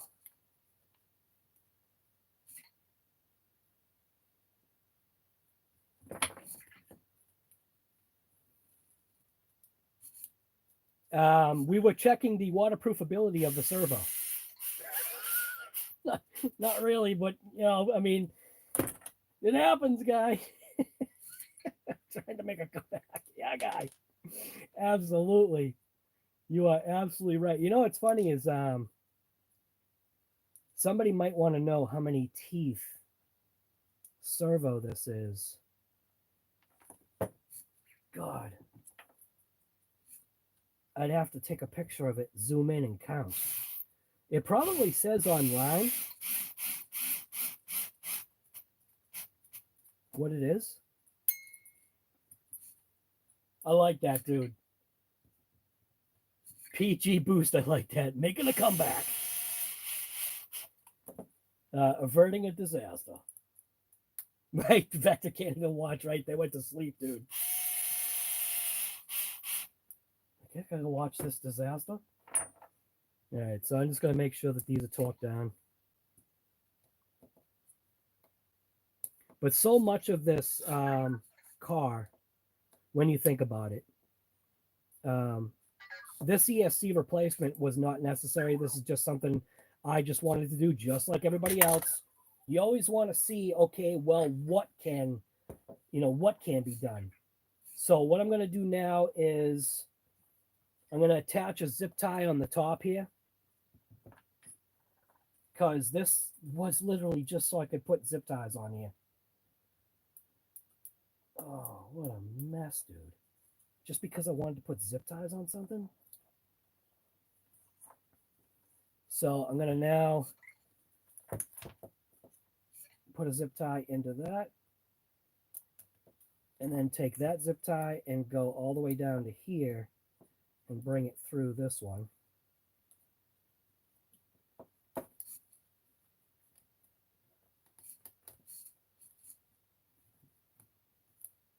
Oh, you gotta be kidding me. Don't even tell me this whole time the zip tie ain't gonna work. You better work. There we go. I wonder if I should have it wrapped that way. You know that?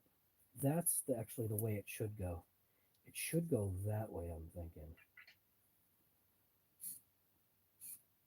No, you know what? No, it's got to go this way. No, we're good. Yeah, we're good. All right, so I'm going to just give this one a little bit of a crank.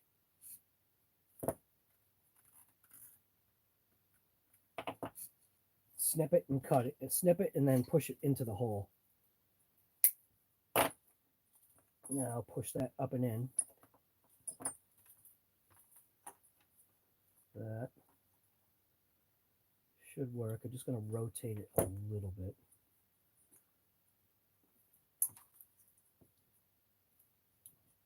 Just rotate this just a little bit. We want that to go into that pocket.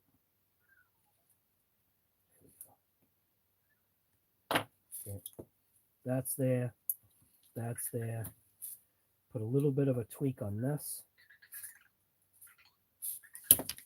Oh, oh no! Oh, for the love of God, dude. Zip tie down. Zip tie down. I think there's the possibility that these zip ties might be garbage. Oh, no. Zip tie down. I pulled it too hard.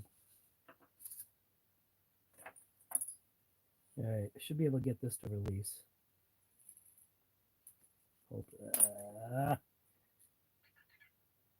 Damn it, dude. Damn it. Oh, my God, man. The struggle's real. Maybe these green ones are garbage. I just got to switch over to the black. We're going black. Forget the green. I think the green might be junk.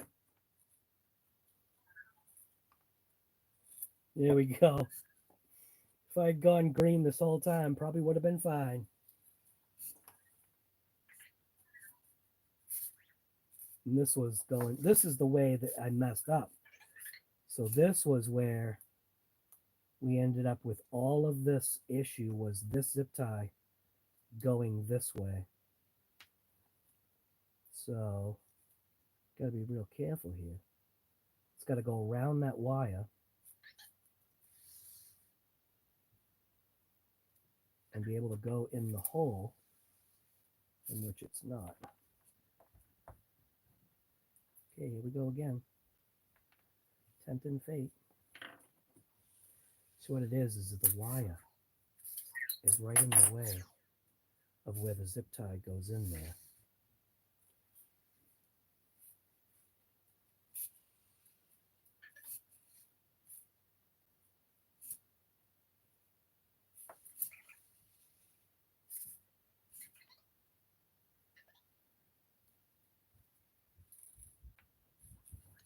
Yeah, see, it's not going down. It'll go this way.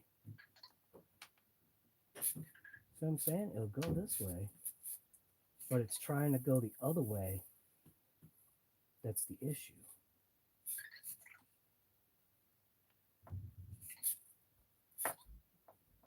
See what I'm saying?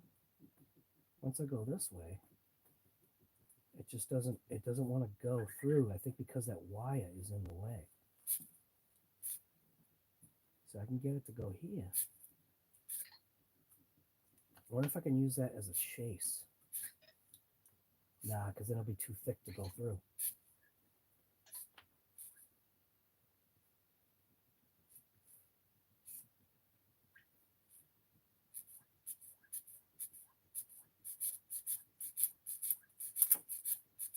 The only other thing that I could think, what a mess. It just won't go. The wire is too much in the way. It's right where the servo is, servo wire. I don't want to have the same disaster that I just had. If I use a thinner driver, maybe I can push it out of the way. I know I've got a thinner driver here somewhere.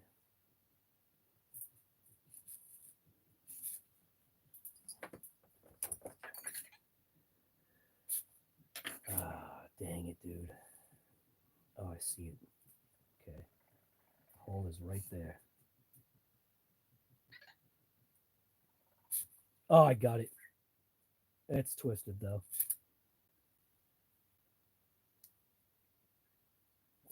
Crap. It's going the wrong way. Okay, so take this. Go like this. See, it's the angle of the zip tie.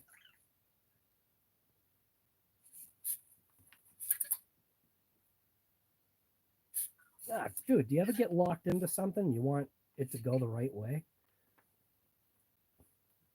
That's what I'm that's what I'm fighting right now. I just want it to go, not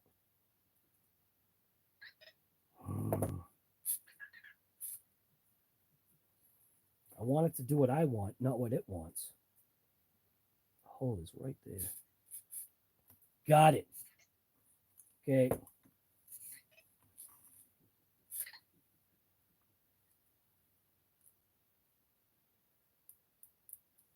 Okay. That to there.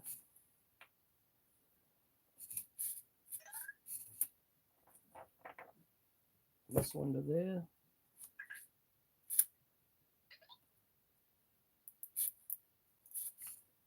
And then pull this one down. Pull this one up. Watch the zip ties be a different length. There we go. That's more like it. That's all I wanted. this right here. Couple clicks. That's good there. That's good there. It's just to keep a little bit of pressure down. That's all I'm looking for, is just to keep a little bit of pressure. So now we can snip this.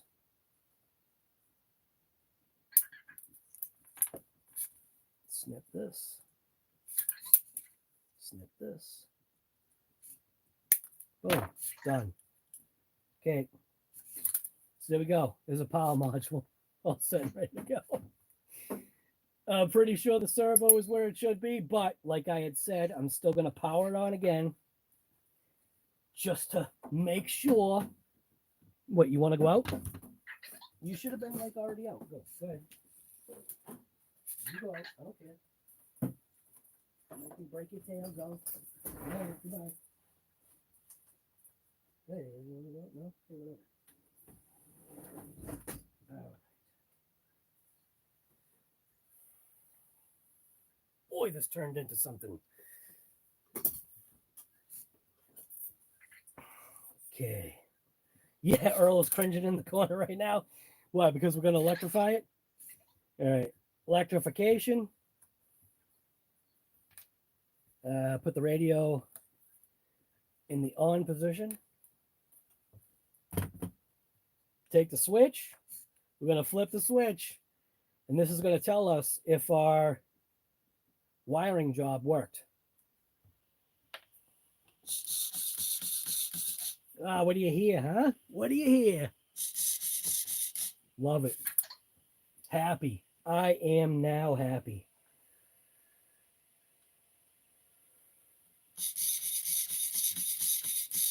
Very happy. All right, so that's its position right there. What a mess, man. Wow. Happy though. I'm feeling good now. Feeling much better. So this wire, that is for the fan.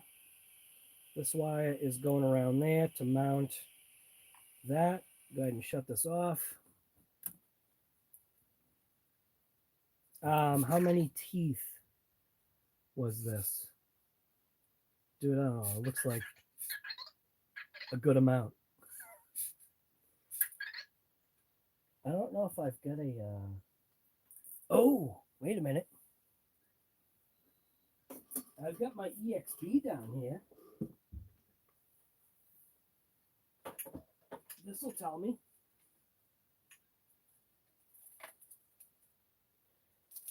So this is a 25 tooth. Let's see.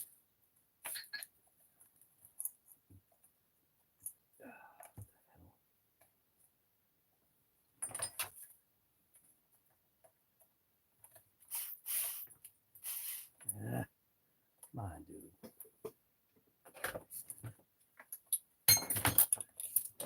Let's see.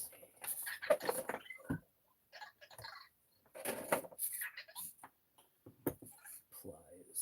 Grab this.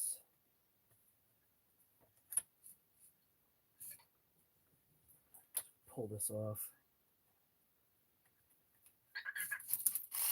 This tip is junk.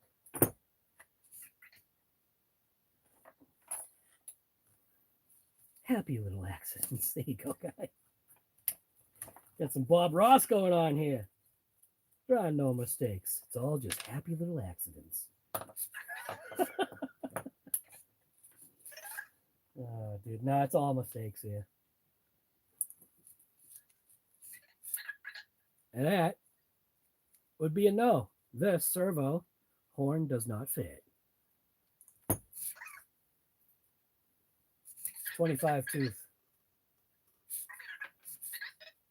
All right. Another 15.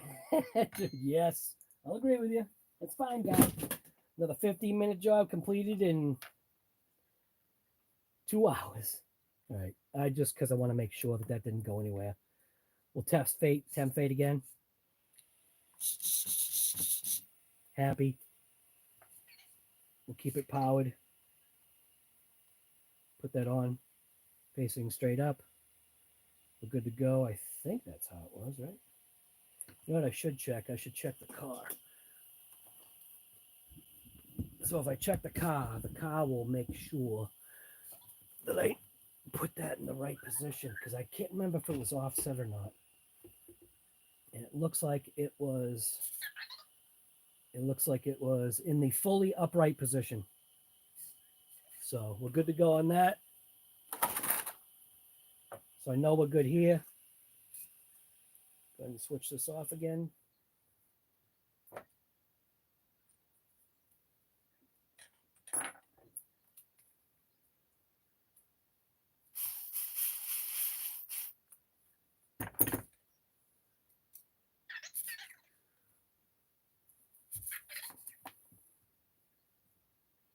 Good to go.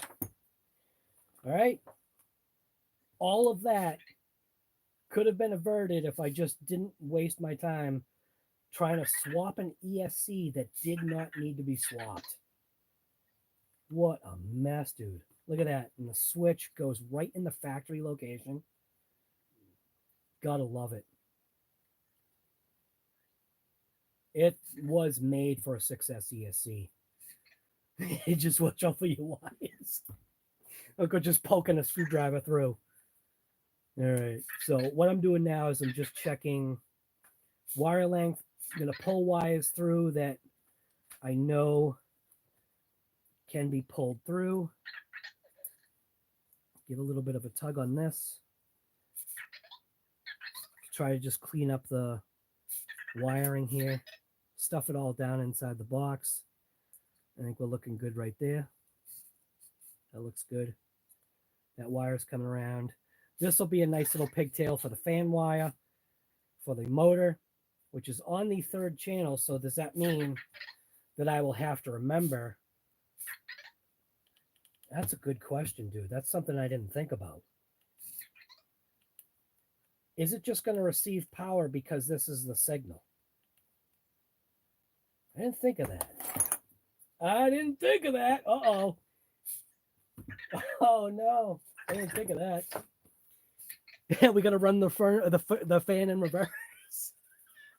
Ain't going to happen, guy.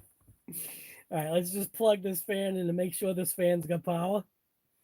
All right. Black, red. I'm thinking it just should receive power and it should be fine. But it would be funny if it was switched. It's switched power now. All right. I'm lost here. Turn this on. And we got power. Nice. Does it make a difference? I was just curious. No, it's got power. So it's got no signal wire. It's got full power. We're good to go. All right. It would have been funny, man. It would have been funny if I could have switched the power on and off of the fan. That could have been disastrous. All right, we're good. We're good. I'm happy. I was thinking it would somehow, I don't know. Dude, I was thinking it would switch it on and off. Good to check. Good to check. All right. This power is, this power. This battery is fully charged, ready to go. So that's looking good. That's looking good. I'm going to tape down this. Up there. Put this together.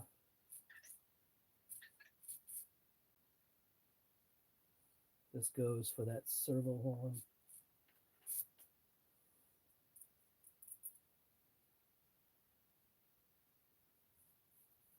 All right.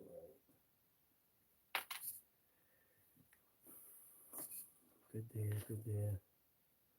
So I'm going to go ahead and just stuff these wires in here.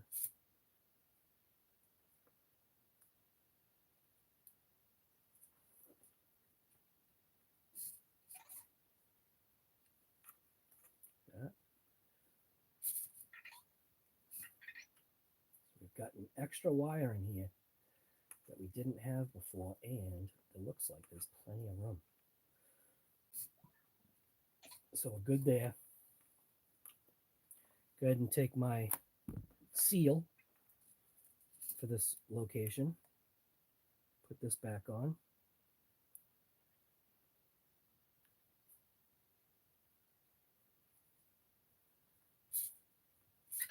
There we go. Good to go. I'm happy about that. And this is now technically sealed because it went through, and I believe it's tight enough to where, you know, water is really not going to get down and in there. So I'm happy about that. So now the switch needs a little bit of stuff here.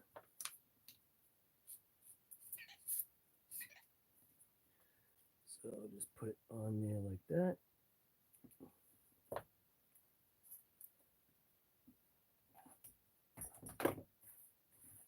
Take the blade.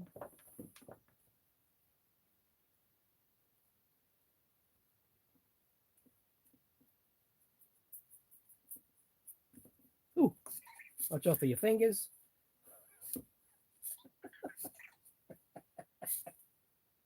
out for your fingers.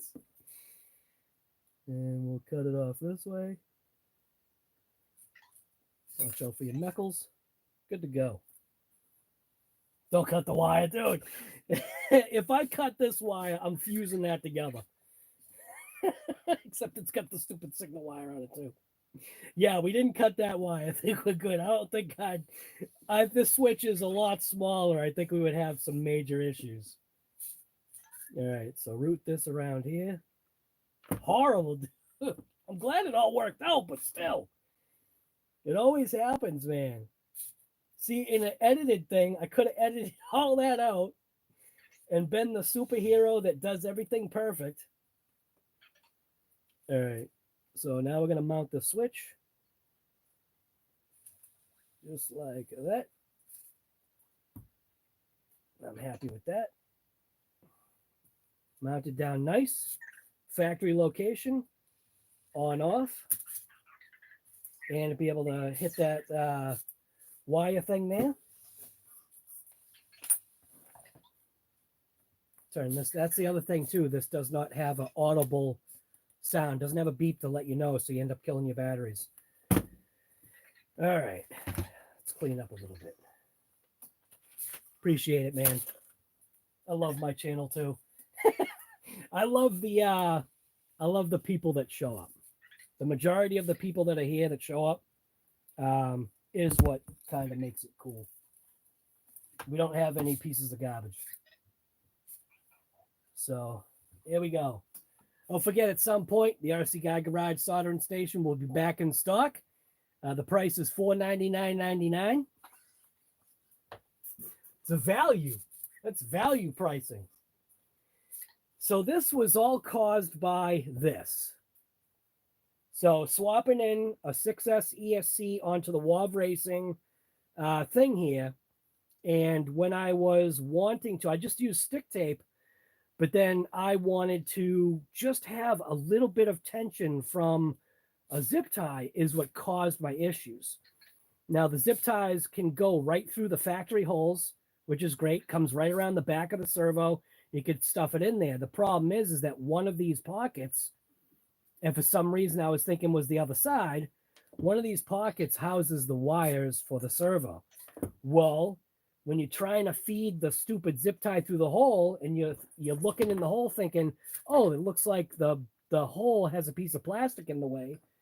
You take your driver and you jam it through the hole, you end up cutting the wire, which is what happened. I thought I escaped it because when I did pull the servo out, you could see there was like a nick on the wire. Well, what I didn't realize was that it really nicked it all the way in to where the insulation boot was. This punctured and basically broke the wire completely through. So, and I could kind of see it. I was kind of more praying that it was fine. Powered it up. There was nothing. So that made me need to investigate. I thought potentially I ripped it off the circuit board. That wasn't the case. I just snapped it in half. So I had to cut off 1/4 of an inch of wire and resolder, and what a mess. And now at least it works. So now we can continue because this power unit is all set and ready to go, dude. Look at that thing. Now it's got the ability to go 6S. Not that I'm going 6S.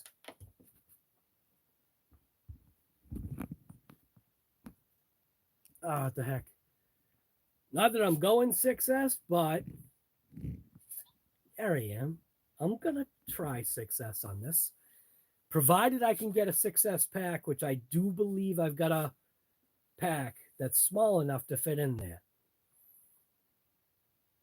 But either way, I wanted to see, just for myself, how efficient and how good is that factory ESC. I feel the tests that I've put this thing through, while I can't go to Diamond Dust right now, that would be a good test. The snow rip that I did with this car, number one, drivetrain. Number two, the waterproofness / water resistant, which this is the water resistant part you got to watch out for.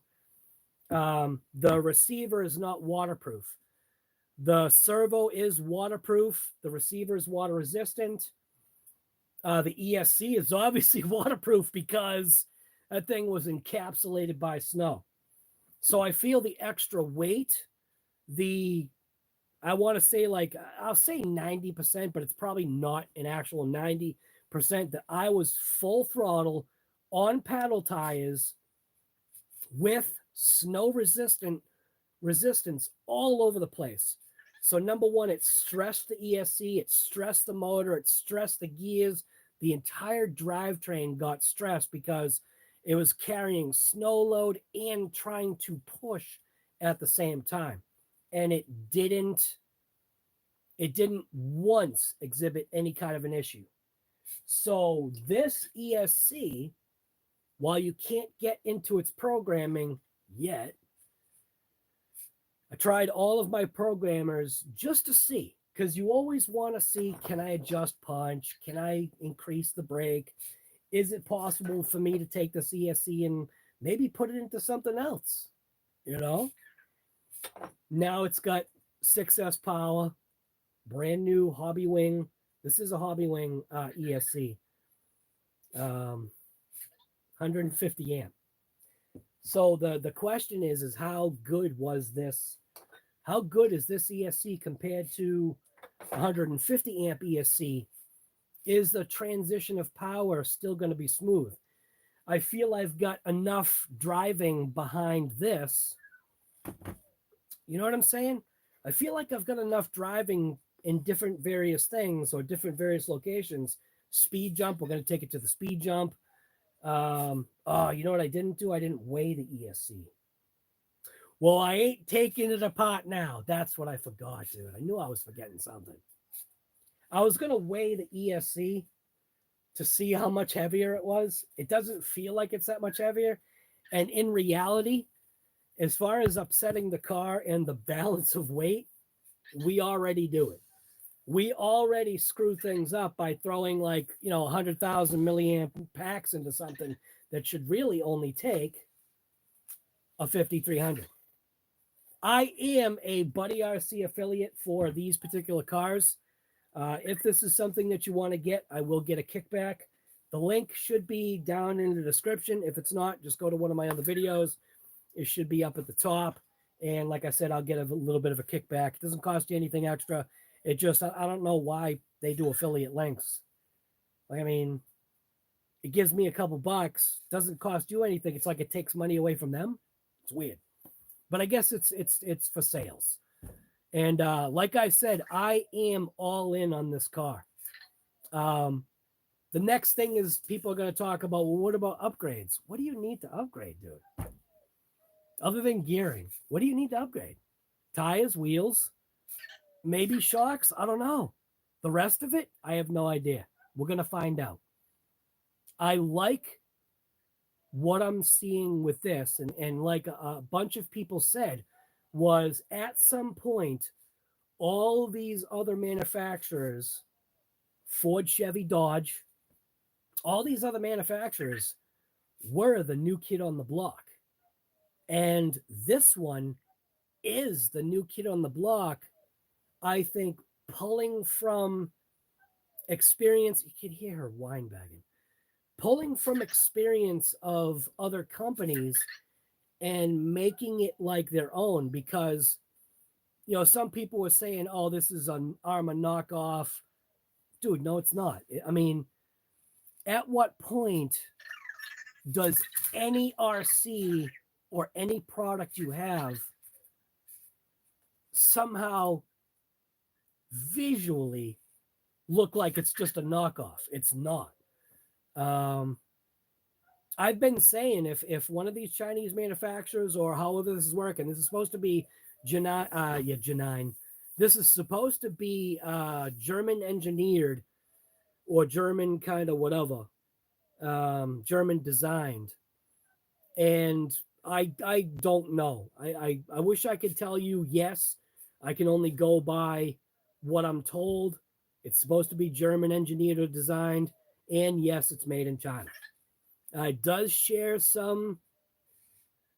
I think there's only 2 parts.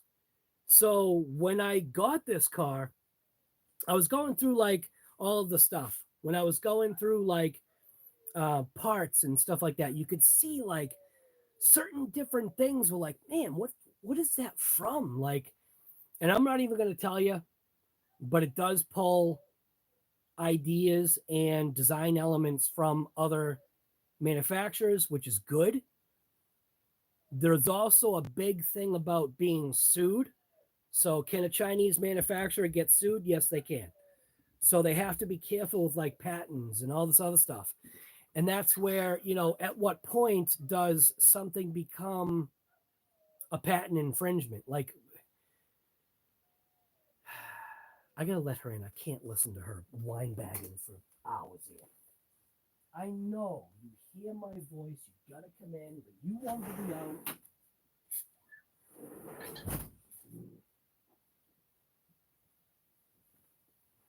I think the first place that I'm going to take this thing, first place I'm going to take this thing is to the jump spot, because, people have said, why do you do a speed test at a jump spot? Because I'm not a speed racer. I don't really need to have that extra 1 mile per hour on flat ground with no wind. My speed jump spot provides a couple of things. So I don't know if you guys remember or have seen Earl Moorhead videos, but where he used to reside, he had a speed bump that was consistent. And what that showed him was what the vehicle did, any vehicle, given the same exact thing every single time, he could, maybe watch on camera how suspension actuated, what the rebound was, what compression was when it hit the ground. Do you know what I'm saying? So it's like that speed jump spot kind of gives me that. It gives me a consistent pull on the drivetrain, because you think about it, I'm going uphill both ways, dude. One way is more than the other, but I'm going uphill. And I want to say what that is that's usable speed. You know what I mean? Like it's giving, I mean, once I get to the crest area, it flattens out, but it's my way of speed testing something. It also gives it a jump, depending upon how fast it is. The speed jump spot, the last time I went there, man, it was looking pretty rough. So it's adding a little bit of extra, bump into it, which is great, because then I can see what the suspension is doing. So I feel that speed jump spot is going to be the first place I'm going to go. Once this ESC goes in, I'm going to go ahead and turn the camera down, continue on installing this into the car. There's one thing on here which I'm going to pull from their design. So I'm going to make my own. I don't know why I never even thought of this. I'm gonna grab the car right now, and we're going to continue on putting this thing back together. But why didn't I think of this? Why does it take another manufacturer to do something, and you just say to yourself, dude, I could 3D print these. This is mint. So here we go. Back down. All right, so on this car, this most simplest little thing In automotive, we use these, or at least we used to use these all the time. A stinking wire separator. Wire separator and a little piece that keeps your wires all in place, dude. It took them to make this for me to go, durr, I could 3D print something like that. So I'm gonna 3D print a whole bunch of these. I'll make them obviously my design, but it's an idea. So you get to see an idea, and even the way that this is done. Think about how this piece is even done. Come on with the focus, dude. Come on, focus. So you see you've got 2 wires on bottom, 1 wire on top. So it's not all going the same way. So even the wires keep the wires in place. See what I'm saying? It didn't take a brainiac to think about that, but why didn't I?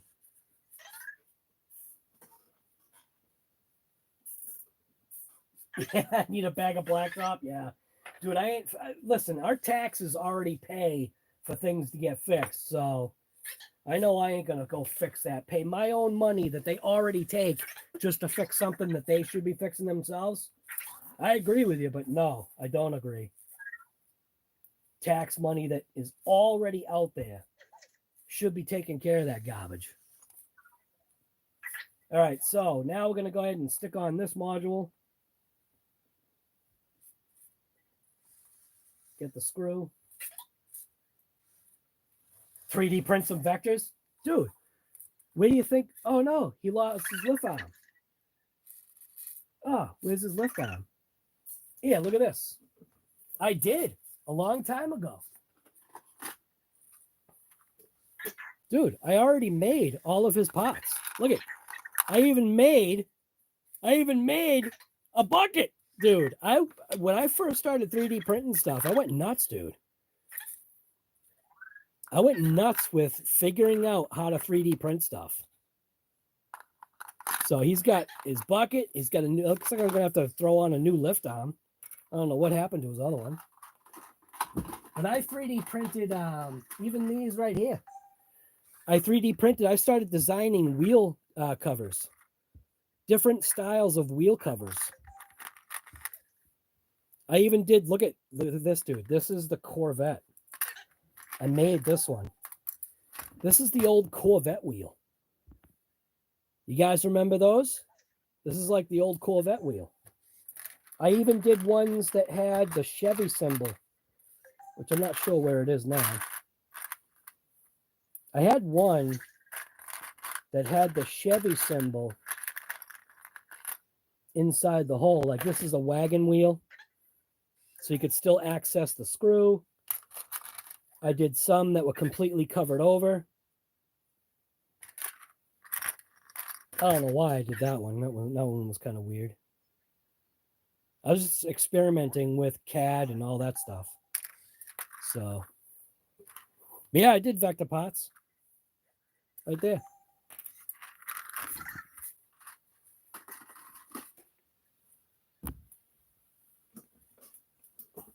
Spinners, yeah. He's trying to go to his thing, but I'm going to give him a lift arm. There you go, guy. Now you got a new lift arm. Look at it. See, he's all happy now. He's got a brand new lift arm. I don't know what happened to the other one. He probably tried to lift something or got into a fight with the other guy there. All right. So we're going to put this thing back together. What did I do with the screw? There it is.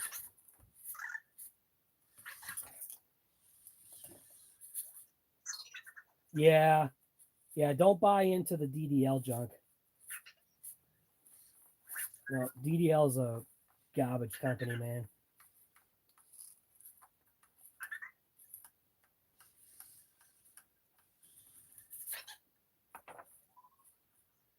Okay.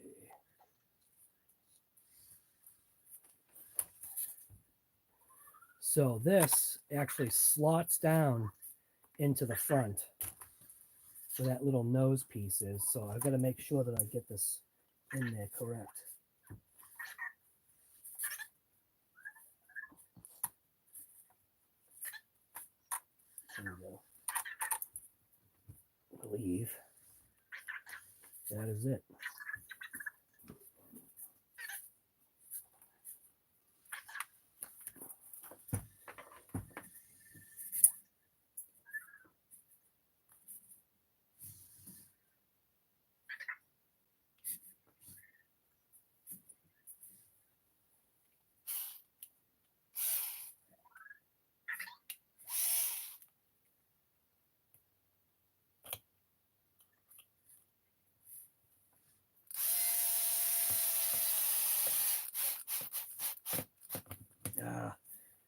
I gotta go buzz this with my I'm gonna go buzz this with my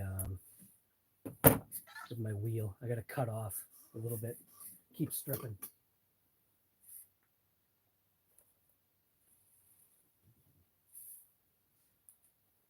did I put my grinder?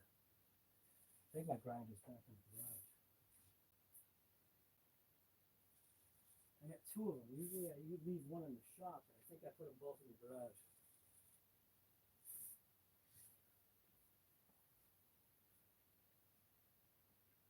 Oh, here.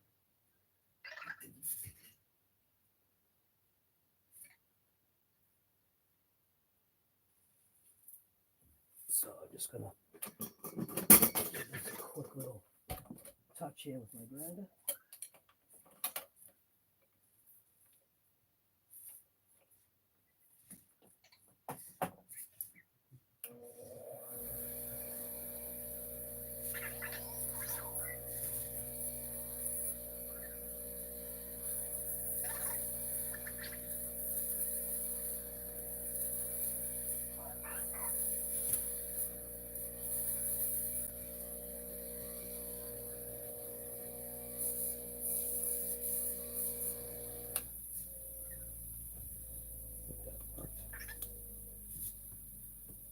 Should give it a better bite, I hope. Looks like it's still a little rounded off at the end.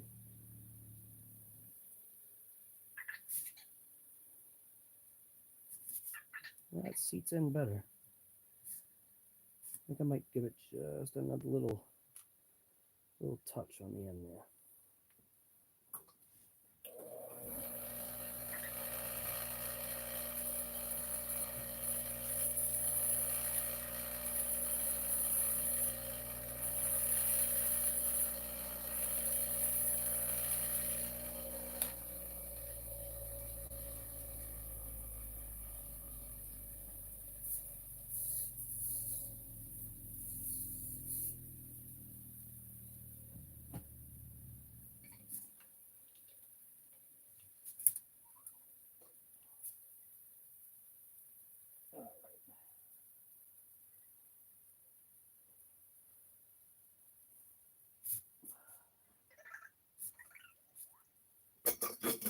That's better.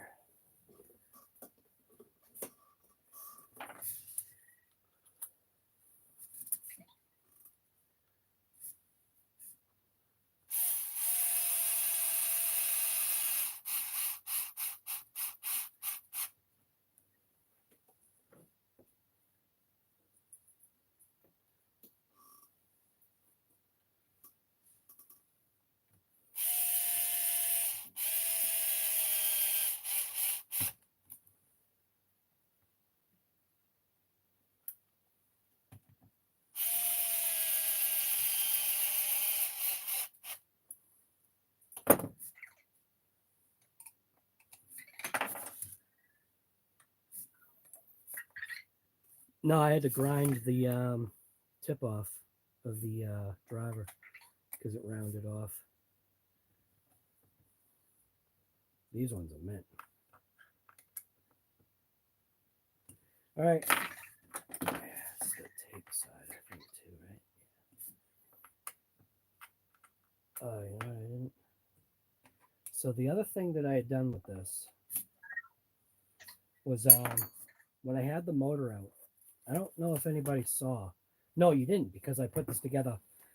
I put this together off camera. So this has a pedestal that's on the back side that is basically like attached right here. There's like a pedestal, and the pedestal actually comes off. What I did was I noticed that there was a little bit of a gap in between the pedestal and the motor. So I took a piece of this 3M foam, left the red on, and I cut a piece and laid it right on top of that pedestal. And now the motor is 100% supported in that area. And now it also gives a little bit of cushion. So there we go. There's your 6S ESC all installed into the WAV Racing thing here. So now what I got to do is make sure. Now, the only thing that I did notice was obviously this has got a massive amount of wiring. So we've got a massive amount of wiring versus a, so I'm going to have to like curve the wires or curl them. So my thought was basically was just to do something like this, or maybe go this way. See what I'm saying? It would still keep it nice and it'd still keep it nice. I'm at a lost words here. So see what I'm saying? Just curve the wire.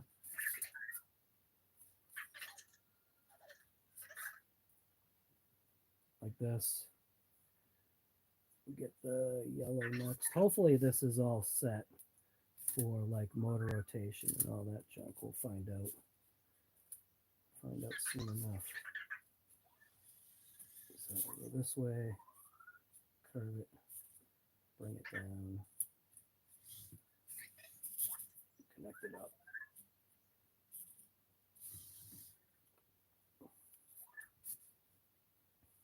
So technically they're like still in the same spot. See what I'm saying? They're still like in the same location. So this will work. And then this little wire loom thing can still go in that spot. So I'm going to go ahead and connect up my fan.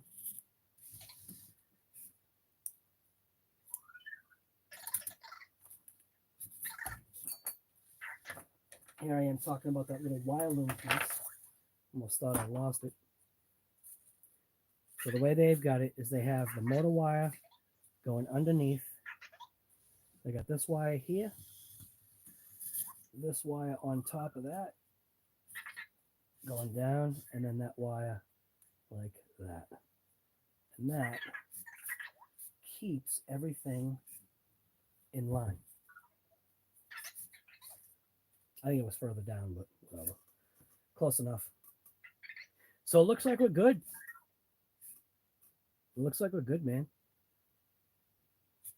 This might be a little high, but the body should push it down. Maybe I'll move that back.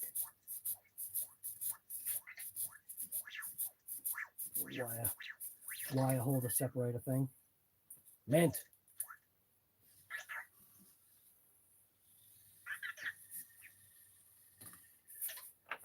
All right, so now will be the set process of this ESC. So obviously the ESC needs to learn what its positions and all that garbage is. So we'll connect up a battery. This is fine right there for now. Connect up a battery, holding the set button, and go through the whole process here. So we'll have to see. I can't remember. Is it neutral first? Neutral, full throttle, full brake, or is it full throttle, full reverse, and then neutral? We'll see. I can't remember which one it is, but we'll just figure it out. So ESC on. This is when the RC just takes off out of nowhere. Make sure that all my rates. That was something I thought about too. Oh, look at that. They were smart enough. Look at this. Look at that. Wow. These guys were good, man. This is not a bad radio. So see how the light turns off? Centered. Ready? Center. Center. Right there. Okay. All right. Now, wasn't he dead? I thought he was looking for his charger. And here he is, booking around.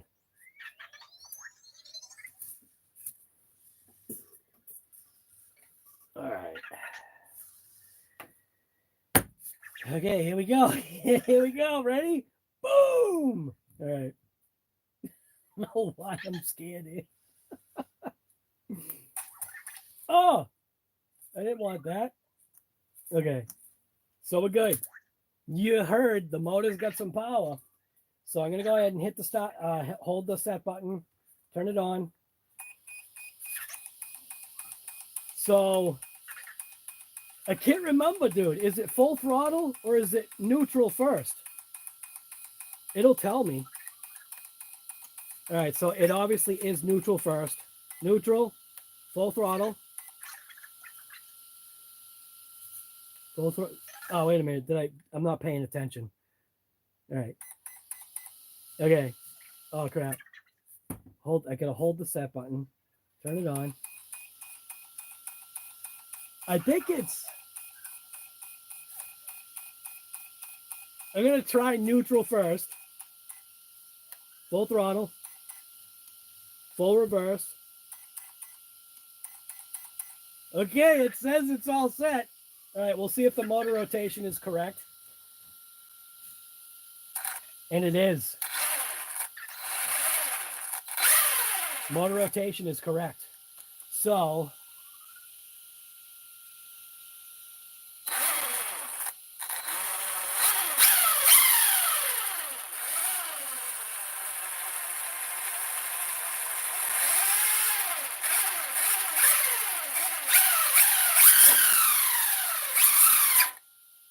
I have a good.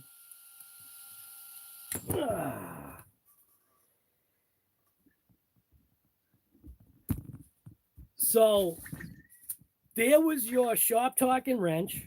Told you the show was coming back, and it is. So the shop talking wrench is not going to be like any schedule, at least right now.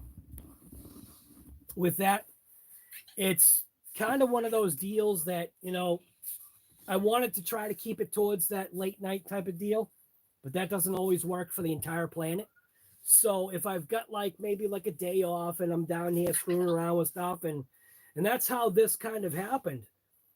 I was already, you know, come on, dude. Anybody that gets an RC, and if you're doing content, and I want to say it just like that, you want to provide content that's kind of just it gets the views, but my stuff turns out being informative by accident. My stuff turns out being informative by accident. I'll just say it that way, dude. I'm just looking at the wires, making sure that the wires are going to stay out of the way. So in this process, not paying attention enough, I guess I should say it that way. I'll play it up as that. I didn't pay attention enough. When I was trying to poke the, and I probably didn't even need to, but I feel like whenever you do like an ESC that's not bolted down, you got to do the stick tape. I used a good quality 3M stick tape. I did use the right stuff, but you also should use some type of a zip tie that just kind of puts a little bit of pressure on. And that's where the disaster for this kind of came in, because then you got to see me take a 400-watt blunt nose soldering iron and solder micro wires using my wife's tweezers. So I thought that was kind of interesting, man. It makes me realize that you can do it with the wrong stuff. I'm all about doing it the wrong way. Don't ever do things the way I do it. That's not the right way to do it. Don't charge your batteries at 20 amps. Don't walk away with Chernobyl sitting in your car. Don't leave your keys in your ignition. You know, it's all the stupid stuff, you know? Yeah. Yeah, dude, I am happy. I am happy. 6S power. I'm only going to run 4S because I want to see the difference right now, but I am chucking a 6S pack in there. I'm pretty confident I've got a 6S pack that's been waiting. As a matter of fact, I think I'm looking at the 6S pack right now.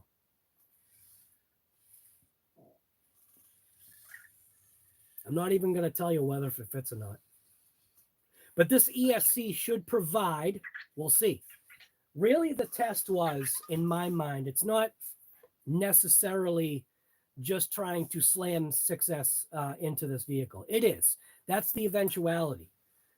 It was, I guess, going through how efficient or how good the ESC that they have in their vehicle really is. And because now I've gone to a bigger ESC, here's the question.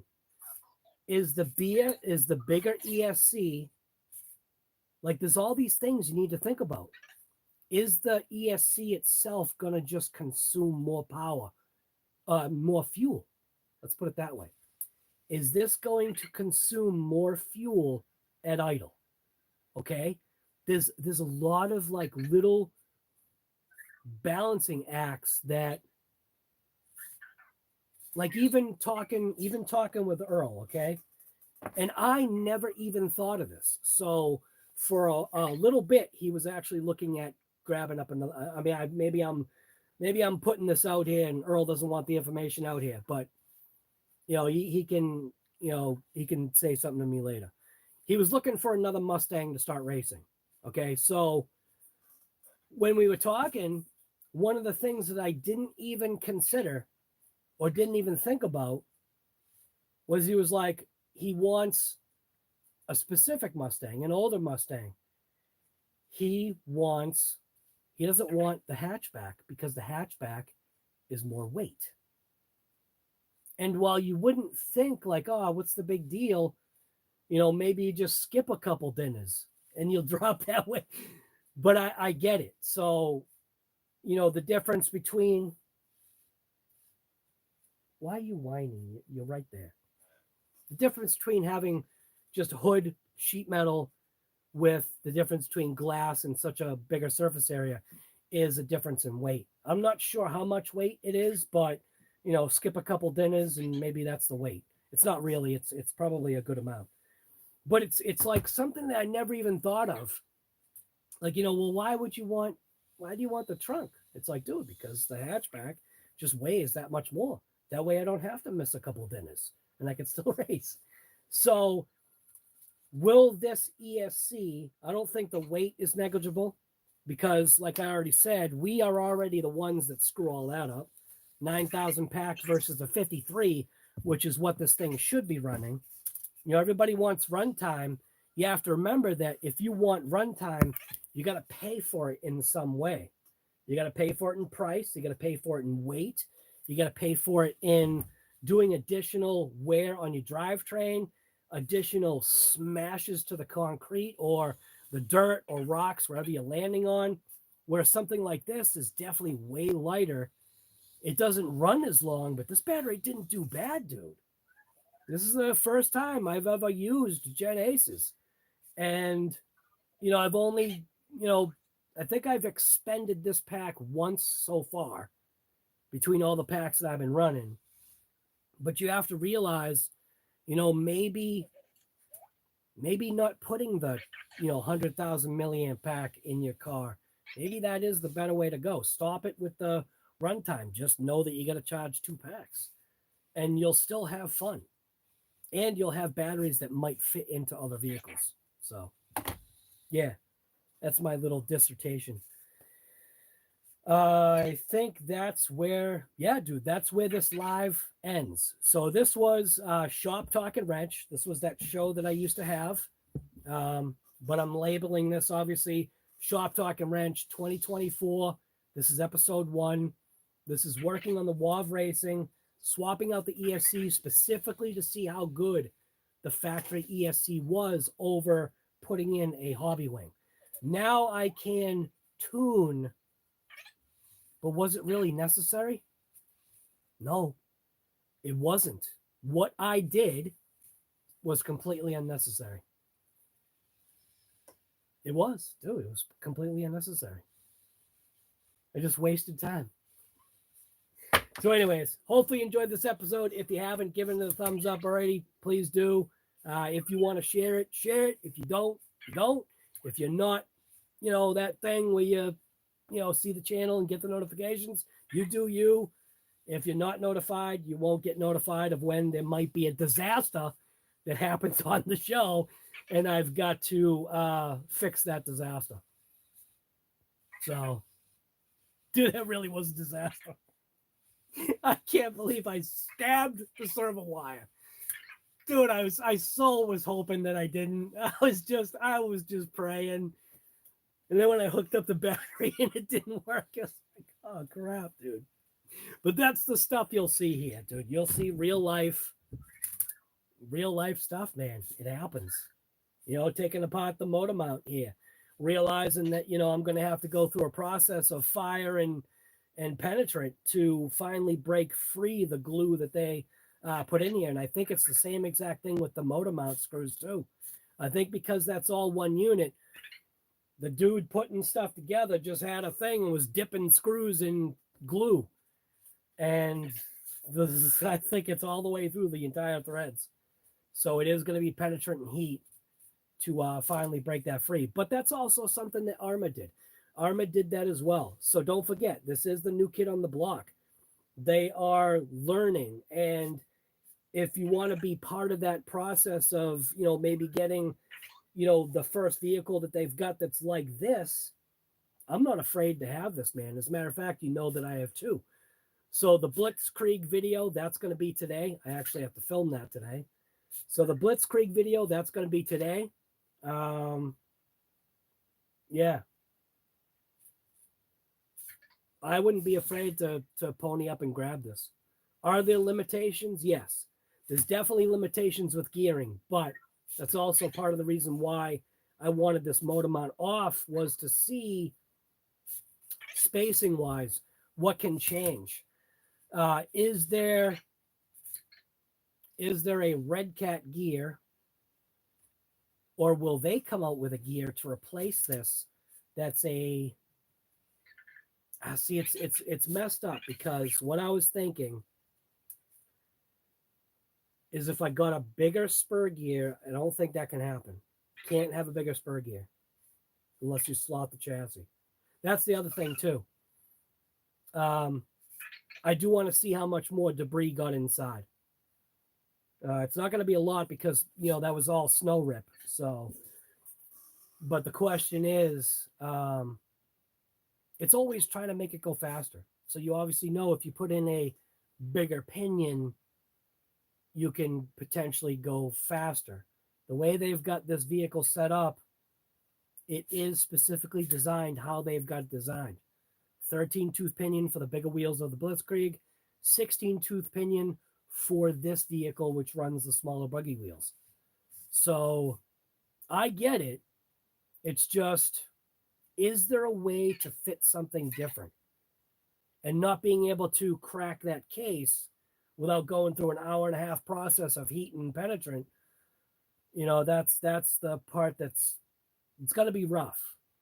It's going to be rough because I don't want to strip nothing, and I don't want to be drilling out and tapping new holes and all this other stuff. But if that's what has to happen, I've got the drill press now, the free drill press. I don't know if you saw that. What was it, a few months ago? Somebody threw out a perfectly good running stinking drill press, a shop one, like one that goes on your bench. You know what they say? What's that old saying? One man's trash is another's treasure. I'm that trash man right here. So I'll pick up those pieces of treasure. Yeah, I'm happy. I'm happy with this truck. I am a Buddy RC affiliate. There is a link in the description. If you want to grab one of these or grab the Blitzkrieg, go right ahead. Doesn't cost you anything extra, and somehow it gives me a kickback. So I'm gonna be out ripping this thing now, dude. I'm just gonna top off this battery just to make sure it's 100%. Top it off. Grab that 6S pack, and we'll see on camera. Will the 6S pack actually fit? I didn't even try. I didn't try. That's how I do stuff, guy. That's how I roll. It keeps you also involved in the show. Shop Talk and Wrench is back, baby. 2024. This was episode 1. We'll see you guys later. How do I end this? Right over there.